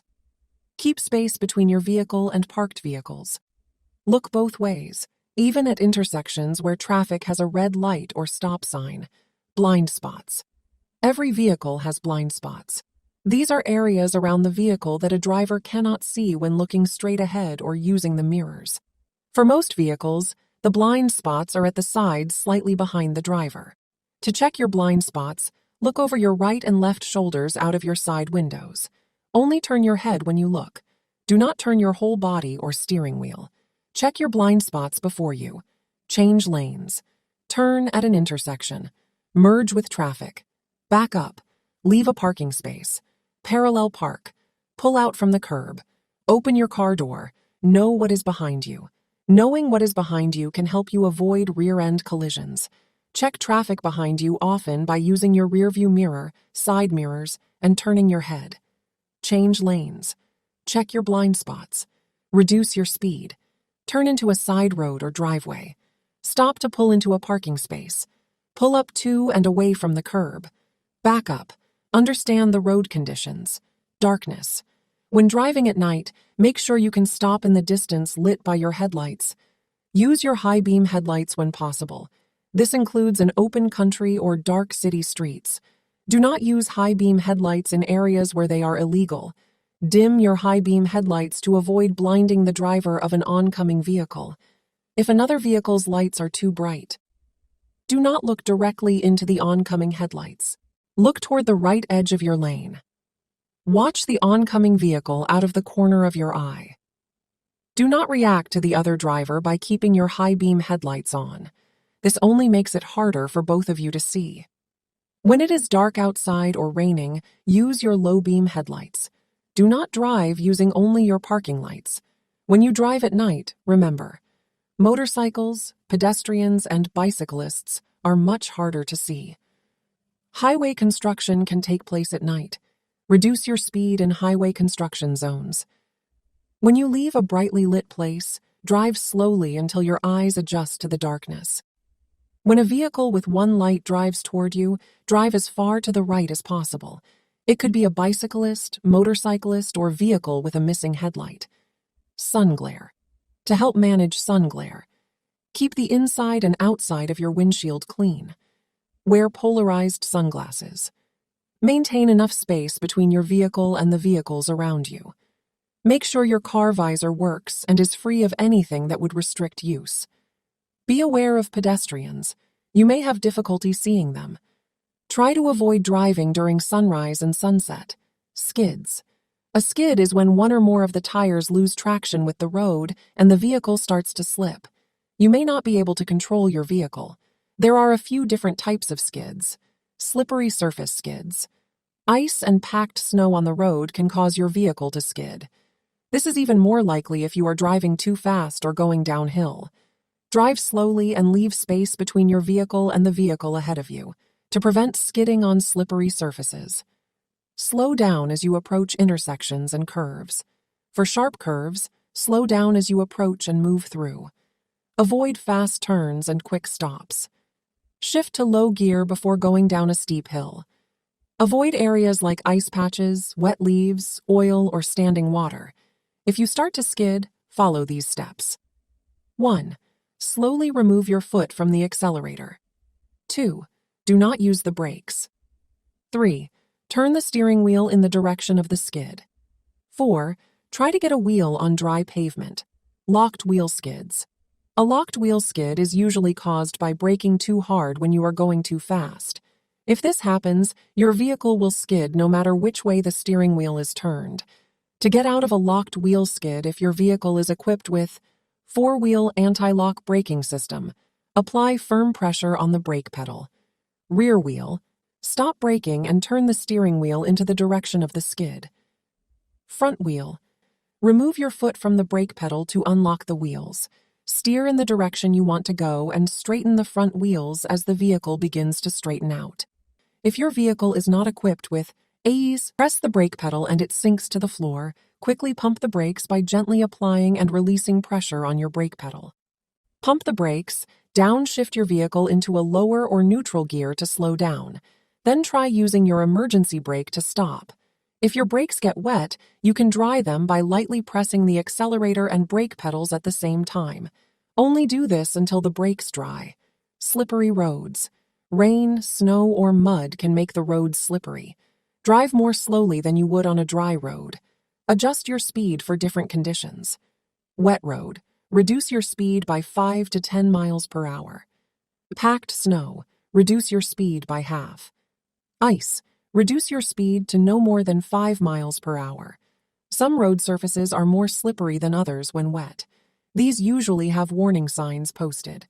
Here are situations where the road may be more slippery. Shade from trees or buildings can hide icy spots on cold, wet days. These areas freeze first and dry out last. Bridges and overpasses tend to freeze before the rest of the road. They can have icy spots. When it starts to rain, the pavement can be very slippery. Slow down at the first sign of rain, drizzle, or snow on the road. This is especially true if it has been dry for some time because oil and dust on the road's surface have not been washed away. Turn on your windshield wipers, low-beam headlights, and defroster. In a heavy rainstorm or snowstorm, you may not be able to see more than 100 feet in front of your vehicle. If you cannot see farther than 100 feet, it is not safe to drive faster than 30 miles per hour. You may have to stop from time to time to wipe mud or snow off your windshield, headlights, and taillights. If you drive in snowy areas, carry snow chains for your tires. Snow chains give your tires more traction. Carry the correct number and type of chains for your vehicle. Hydroplaning. Hydroplaning occurs when driving in wet or rainy conditions. Hydroplaning is a vehicle riding on water because the tires lose all contact with the road. A slight change of direction, applying the brakes, or a gust of wind could throw the vehicle into a skid. To avoid hydroplaning, drive slowly. Steer around standing water if possible. Slow down if you hear sloshing sounds from the tires. Slow down when changing lanes or direction. If your vehicle starts to hydroplane, slow down gradually. Do not use the brakes. Sudden braking may cause you to lose control of your vehicle. Stuck in snow or mud. If stuck in the snow or mud, follow these steps. 1. Shift into a low gear and keep the front wheels straight. 2. Gently step on the accelerator. Avoid spinning the wheels. 3. Drive slowly forward as far as possible. 4. Shift into reverse and slowly back up as far as possible. Do not spin the wheels. 5. Shift into a low gear again and drive forward. 6. Repeat a forward-backward motion until the vehicle rolls free. 7. In deep mud or snow, put boards, tree branches, etc. under the tires. Only take this action when the vehicle is stopped. Flooded roads. Excessive water on a road may cause flooding. This can happen gradually or suddenly. It is important to understand the dangers of water on the road, including being swept off the road, floating debris and unseen hazards, the road collapsing, vehicle malfunction, electrocution if there are fallen power lines. It may not be possible to determine the depth of the flood by looking. If the water is deep, the road may be too dangerous to cross. It is best to find another route. If you have no other option but to drive through a flooded road, drive slowly. After you make it through the water, test your brakes to make sure they work correctly. High winds. High winds can be a hazard while driving. This is especially true for larger vehicles such as trucks, campers, and vehicles with trailers. When driving in high winds, reduce your speed. This gives you better control over your vehicle. You will have more time to react if your vehicle gets hit by a strong gust of wind. Maintain a firm hand position on the steering wheel. Strong wind gusts are unpredictable. If you are not holding the wheel properly and a gust hits, you can lose control of the vehicle. Be alert. Look ahead and watch for any debris on the road. Give yourself enough time to react to road hazards. Do not use cruise control. Maintain maximum control of the accelerator if a gust occurs. Be proactive. It may be safer to pull over and wait for the storm to pass. Fog or heavy smoke. It is best to avoid driving in heavy fog or smoke. Consider postponing your trip until the fog clears. If you must drive in heavy fog or smoke, drive slowly. Use your low-beam headlights. High-beam headlights will reflect back and cause glare. Never drive using only your parking or fog lights. Make sure you can stop within the space you can see ahead. Increase your following distance. Use your windshield wipers and defroster as necessary. Avoid crossing lanes or passing traffic unless absolutely necessary. Listen for traffic you cannot see. If the fog becomes too thick to drive safely, consider pulling off the road. Activate your emergency flashers and wait for conditions to improve. Law enforcement traffic breaks. During a traffic break, the officer turns on their emergency lights and slowly weaves across lanes. Law enforcement uses traffic breaks to slow or stop traffic to remove hazards from the road. Slow or stop traffic during heavy fog or unusual traffic conditions. Prevent collisions during unusual conditions. You should turn on your emergency flashers to warn other drivers. Slowly decrease your speed to the same speed as the officer. Do not brake suddenly unless necessary to avoid a collision. Keep a safe distance from the patrol vehicle ahead of you. Not drive past the patrol vehicle. Do not speed up until the officer turns off their emergency lights and traffic conditions allow you to return to your normal speed. Protect yourself and your passengers. Seatbelts. You and your passengers must wear seatbelts. You can get a ticket if you do not. If your passenger is under 16 years old, you can also get a ticket if they are not wearing their seatbelt. Wearing the lap belt and shoulder harness of a seatbelt will increase your chance of survival in most types of collisions. This image shows what can happen in a collision. When you are in a collision, your vehicle stops, but you keep moving at the same speed you were traveling. You only stop when you hit the dashboard or windshield. If you are struck from the side, the impact could push you back and forth across the seat. Seat and shoulder belts keep you in a better position to control the vehicle. They may also minimize serious injuries. It is important to wear the seatbelt correctly to avoid injury or death. Wear the shoulder harness across your shoulder and chest. There should be little to no slack. Do not wear the shoulder belt under your arm or behind your back. Adjust the lap belt so that it is snug and lies low across your hips. Otherwise, you might slide out of the belt in a crash. If you are pregnant, wear the lap belt as low as possible under your abdomen. Place the shoulder strap between your breasts and to the side of your abdomen's bulge. Child restraint system and safety seats. You must secure children with a federally approved child passenger restraint system or safety belt. The requirements depend on the child's height and age.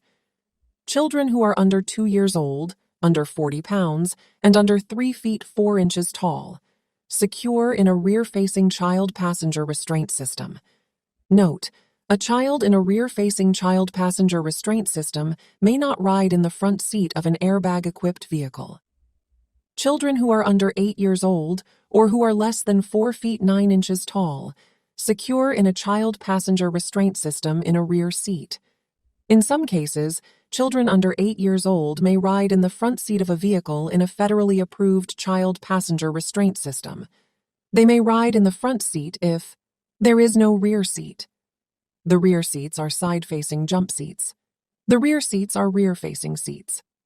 The child passenger restraint system cannot be installed properly in the rear seat. All rear seats are already occupied by children 7 years old or younger. Medical reasons prevent the child from riding in the back seat. Children who are 8 years old or older, or at least 4 feet 9 inches tall, may use a properly secured safety belt that meets federal standards. Your local law enforcement agency or fire department can check the installation of your child passenger restraint system. As your child grows, check that the child passenger restraint system is the right size. Airbags. Airbags are a valuable safety feature on many vehicles. They can help keep you safer than a seatbelt alone. Ride at least 10 inches from the airbag cover as long as you can maintain full control of your vehicle. Measure from the center of the steering wheel to your breastbone. Contact your vehicle dealer or manufacturer if you cannot safely sit 10 inches away from the airbag. They may have advice about additional ways to move back from your airbag. Passengers should also sit at least 10 inches away from the passenger side airbag. Note: children seated next to a side airbag may be at risk of serious or fatal injury. Unattended. Children and pets. It is illegal to leave a child who is 6 years old or younger unattended in a vehicle. A child may be left under the supervision of a person who is at least 12 years old. It is dangerous and illegal to leave children or animals in a hot vehicle. The temperature inside a parked vehicle can rise rapidly when it is sitting in the sun. This is true even if a window is left slightly open. Too much exposure to heat can lead to dehydration, heat stroke, and death. Manage your speed. In California, you may never drive faster than is safe for the current road conditions. This is known as the basic speed law. Make sure you manage your speed and slow down when conditions call for it. Regardless of the posted speed limit, your speed should depend on the number of vehicles on the road, the speed of other vehicles on the road, The road surface, smooth, rough, graveled, wet, dry, wide, or narrow. Bicyclists or pedestrians on or crossing the road. Weather, rain, fog, snow, wind, or dust. Traffic congestion. Small changes in your driving habits can help reduce congestion. Avoid weaving in and out of freeway lanes. There are also situations with specific speed limit laws and conditions where you should reduce your speed. Unless otherwise posted, the ideal maximum speed limit on most California highways is 65 miles per hour.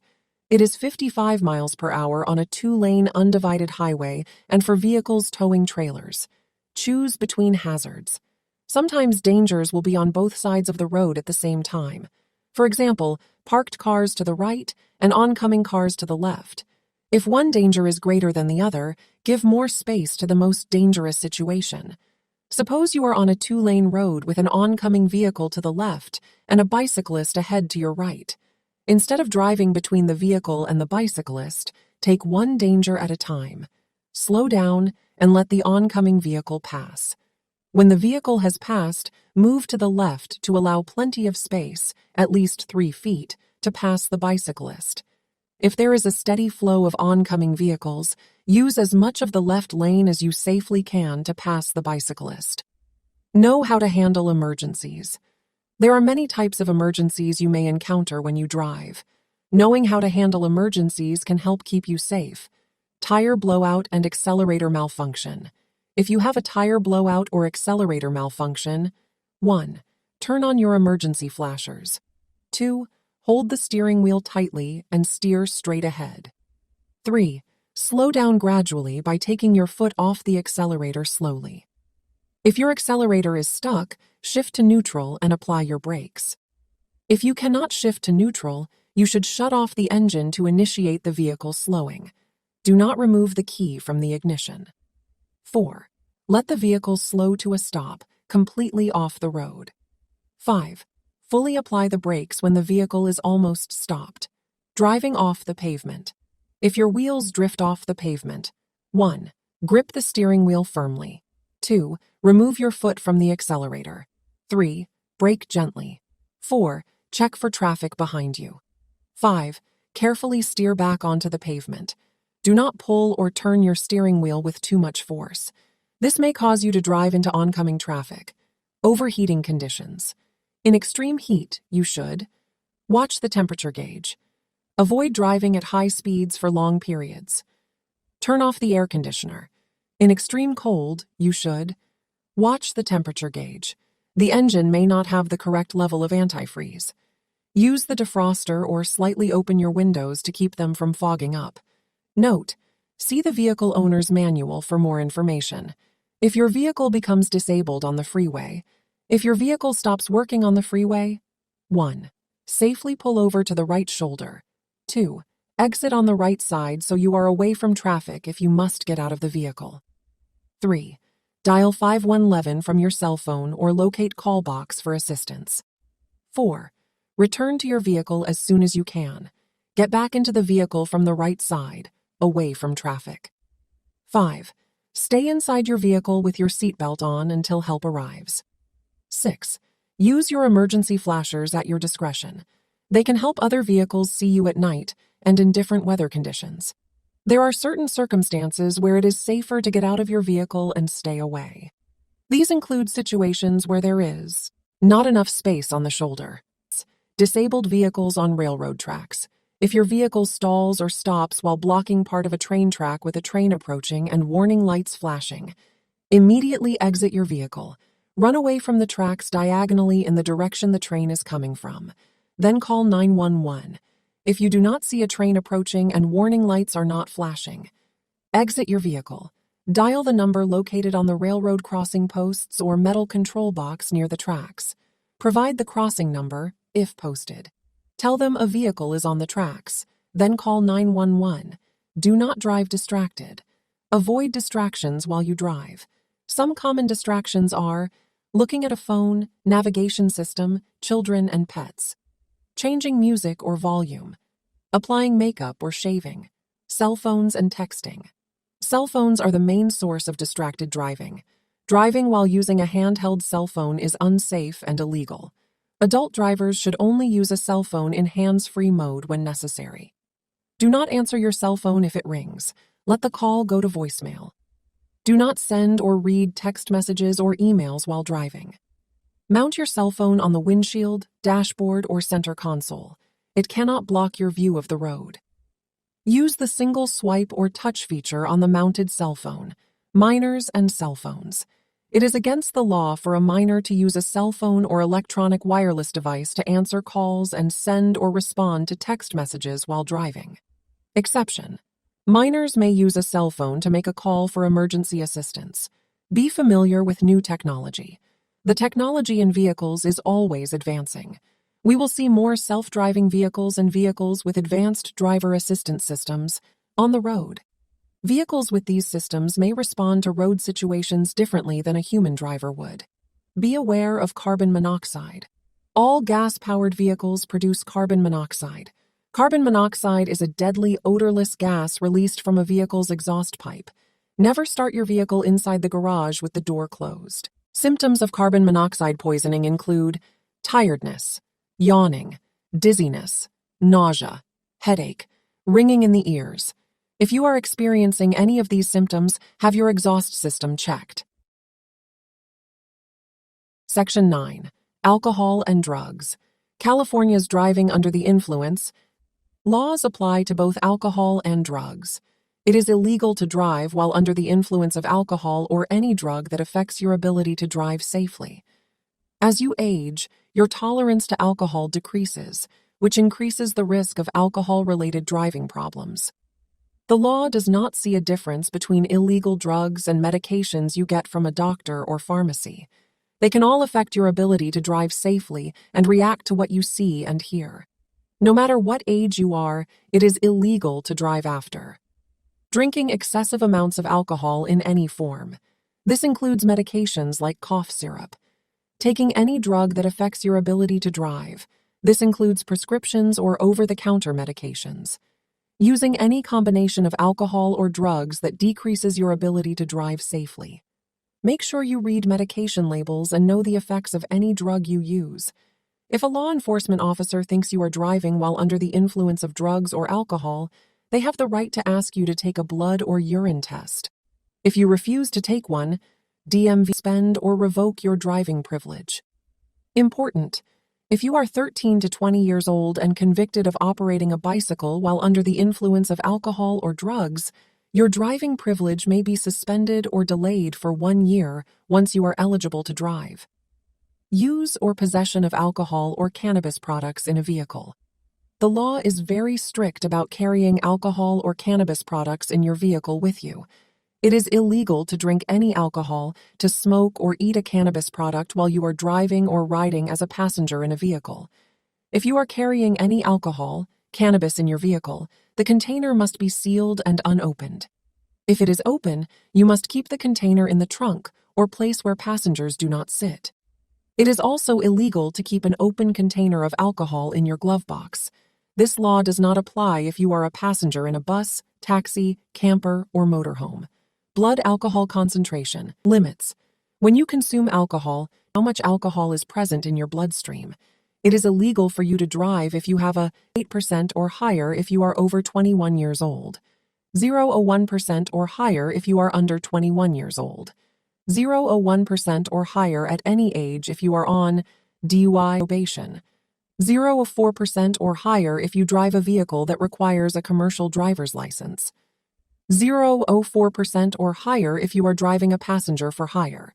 If you drive with an illegal, a law enforcement officer can charge you with DUI even if yours is below legal limits. That does not mean it is safe for you to drive. Almost everyone feels negative effects of alcohol, even at levels lower than the legal limit. Depending on how badly you are impaired, you may be arrested and convicted of a DUI. Note: it is illegal to drink alcohol or take drugs when you are operating a boat, jet ski, water skis, aquaplane, or similar vessels. Learn more in the California Harbors and Navigation Code. Arrests. When you drive in California, you consent to a breath, blood, or urine test if a law enforcement officer suspects you of DUIs. If you agreed to take a preliminary alcohol screening or breath test, you may still be required to take a blood or urine test to detect the presence of drugs. If you refuse, DMV will suspend or revoke your driving privilege. If you are arrested for DUI, California's administrative per se law requires DMV suspend your driving privilege. The law enforcement officer may take your driver's license and give you a temporary driver's license for 30 days. You may request DMV's administrative hearing within 10 days from the date of your arrest. Convictions. If you are convicted of DMV, suspend or revoke your driving privilege and you must complete a program, must pay any applicable license reissue or restriction fees, may be required to install an ignition interlock device on your vehicle. Here are some additional penalties if you are convicted of DUIs. You may be sentenced to up to 6 months in jail. You may have to pay a fine. Law enforcement may impound your vehicle, and you may have to pay a storage fee.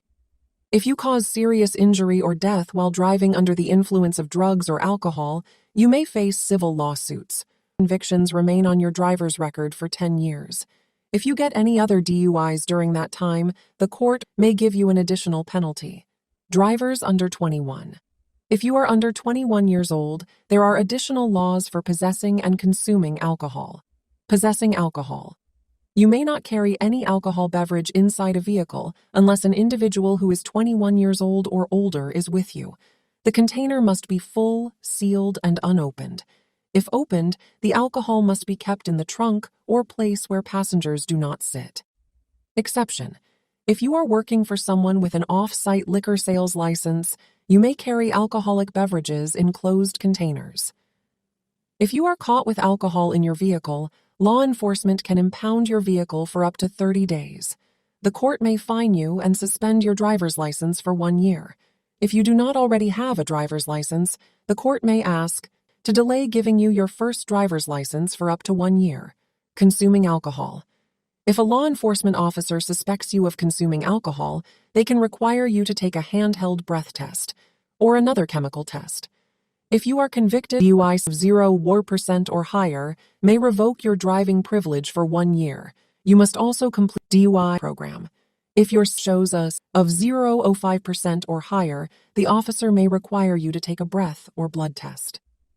If a later test shows you have a of 0.05% or higher, you may be arrested for a DUI and your driving privilege may be suspended.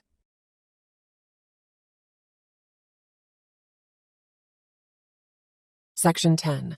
Financial responsibility, insurance requirements, and collisions. You must have your proof of financial responsibility, insurance, when you drive and for a drive test. If you get into a collision, you must show proof to the other drivers involved in the collision. Insurance requirements. Your insurance must cover at least $15,000 for a single death or injury, $30,000 for death or injury to more than one person, $5,000 for property damage. Parents or guardians take on financial responsibility for drivers younger than 18 years old and pay for damages if the driver is involved in a collision. Drivers who are 18 years old and older take on their own financial responsibility. Before you buy insurance, make sure that the agent, broker, or insurance provider is licensed by the California Department of Insurance. For more information, visit insurance.ca.gov/license status. Low-cost insurance. If you cannot afford liability insurance, you may be eligible for the California Low-Cost Automobile Insurance Program. For more information, visit milocostado.com or call 1-866-602-8861. Collisions. Understand factors that lead to collisions so you can try to avoid them. Causes of collisions.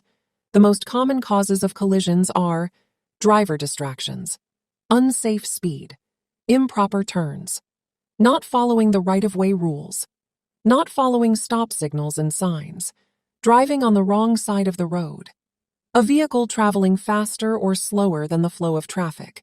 If you see a vehicle's emergency flashers ahead, slow down. There may be a collision or other road emergency. Pass carefully. Avoid driving near collisions if possible. If anyone is injured, they will get help faster if other vehicles are not blocking the road. What to do if you are in a collision. If you are in a collision, you must stop. Someone could be injured and need your help. Failing to stop or leaving the scene of an accident is called a hit and run. The punishment is severe if you are convicted of a hit and run. Call 911 right away if anyone is hurt. Move your vehicle out of traffic if no one is hurt. Then call 911. Show your driver's license, vehicle registration card, insurance information, and current address to the other driver, law enforcement officer, and anyone else involved in the collision. You must make a report to law enforcement within 24 hours of the collision if anyone is injured or killed. Your insurance agent, broker, or legal representative can also file the report. Try to find the owner if your vehicle hits or rolls into a parked car or other property. If you cannot find the owner, leave a note with your name, phone number, and address. Securely attach the note to the vehicle or property. Report the collision to law enforcement. If you kill or injure an animal, call the nearest humane society or law enforcement. Do not try to move an injured animal. Reporting a collision. If you are in a collision, you must report it to DMV within 10 days if the collision caused more than $1,000 in damage to property. Anyone was injured or killed. This applies even if the injuries were minor. Each driver must file a report of traffic accident occurring in California, dmv.sa.gov accident report. You or your representative must file a report whether or not you caused the collision. This applies even if the collision happened on private property. Your driving privilege will be suspended if you fail to file a report. Law enforcement will not make a report for you. Driving without insurance. Your driving privilege will be suspended for up to 4 years if you are in a collision and do not have proper insurance coverage. It does not matter who was at fault. You can get your driver's license back during the last 3 years of the suspension if you provide a California insurance proof certificate and maintain it during the 3-year period. Collisions on your driver's record. If you are involved in a collision resulting in $1,000 in damage or where anyone is injured or dies, it is your responsibility to report the collision to DMV. DMV will add it to your driver's record. It does not matter who caused the collision. Section 11. Vehicle registration requirements. You need to register your vehicle in California to use it in the state. For more information, visit dmv.sa.gov/services. Buying or selling a vehicle. When you buy a vehicle, you have 10 days to transfer ownership to your name. When you sell a vehicle, you must notify DMV by completing a Notice of Transfer and Release of Liability at dmv.sa.gov/NRL. Out-of-state vehicles. You have 20 days to register your vehicle after you become a resident or get a job in California. All vehicles registered in California are required to meet California requirements, including vehicle emission controls in support of California's clean air standards. DMVs cannot register a vehicle if it does not qualify. Section 12. Driver safety. Eventually, every driver will need to evaluate and assess their driving skills and abilities. If you are concerned about your driving, ask a trusted driver with a valid driver's license to sit in the passenger seat and observe your driving. Your observer should note any dangerous driving behaviors and give suggestions for improvement. Listen carefully and apply what you have learned. Consider professional driving lessons or driving classes as an alternative. Re-examination. The vehicle code allows DMV to investigate and re-examine every driver's ability to operate a motor vehicle safely. A physical or mental condition or poor driver's record can be the basis for a re-examination, not a driver's age.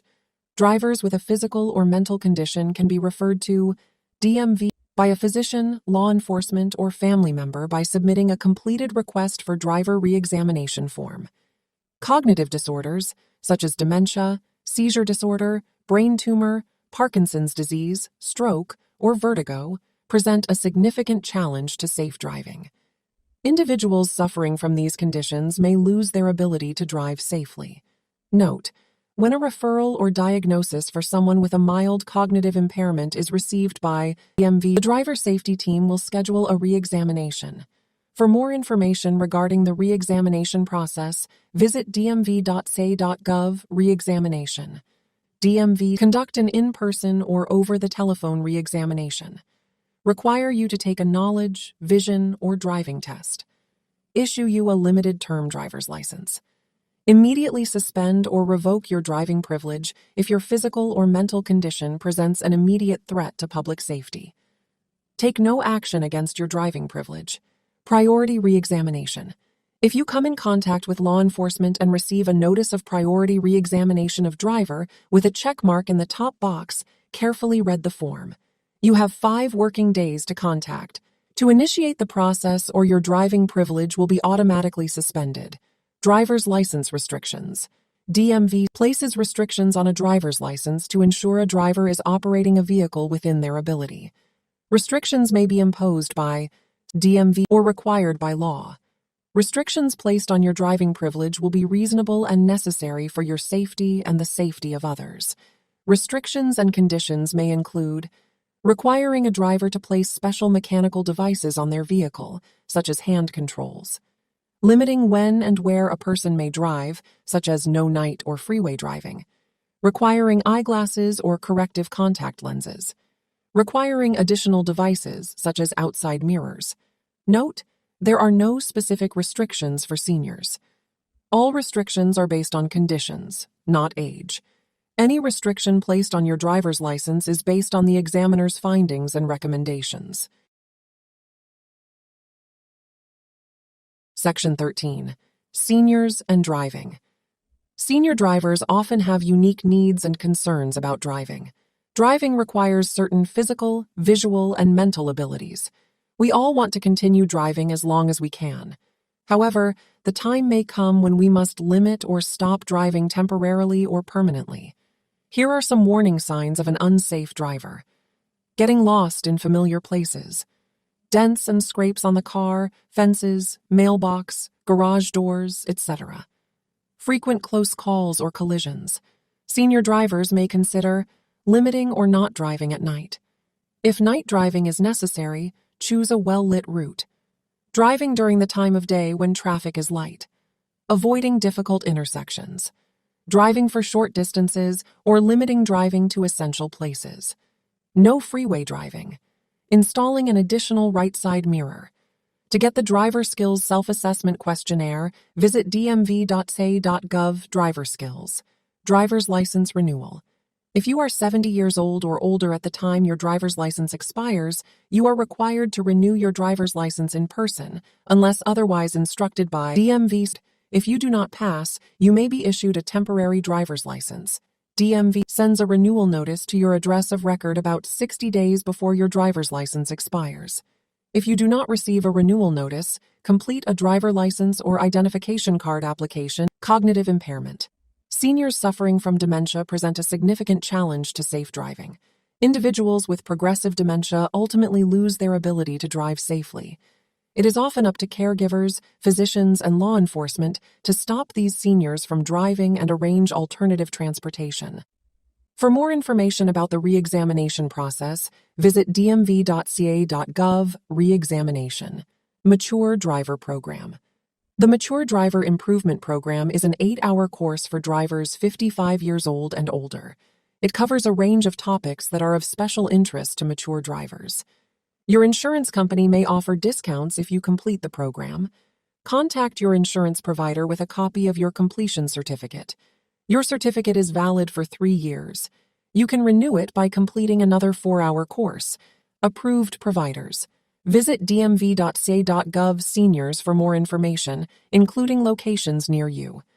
If you are 62 years old or older, you are eligible for a no-fee senior card. Drivers of any age who are unable to continue driving safely due to a physical or mental condition may be eligible to exchange their driver's license for a no-fee ID card. Serves as identification only. Details may be found at dmv.ca.gov ID cards.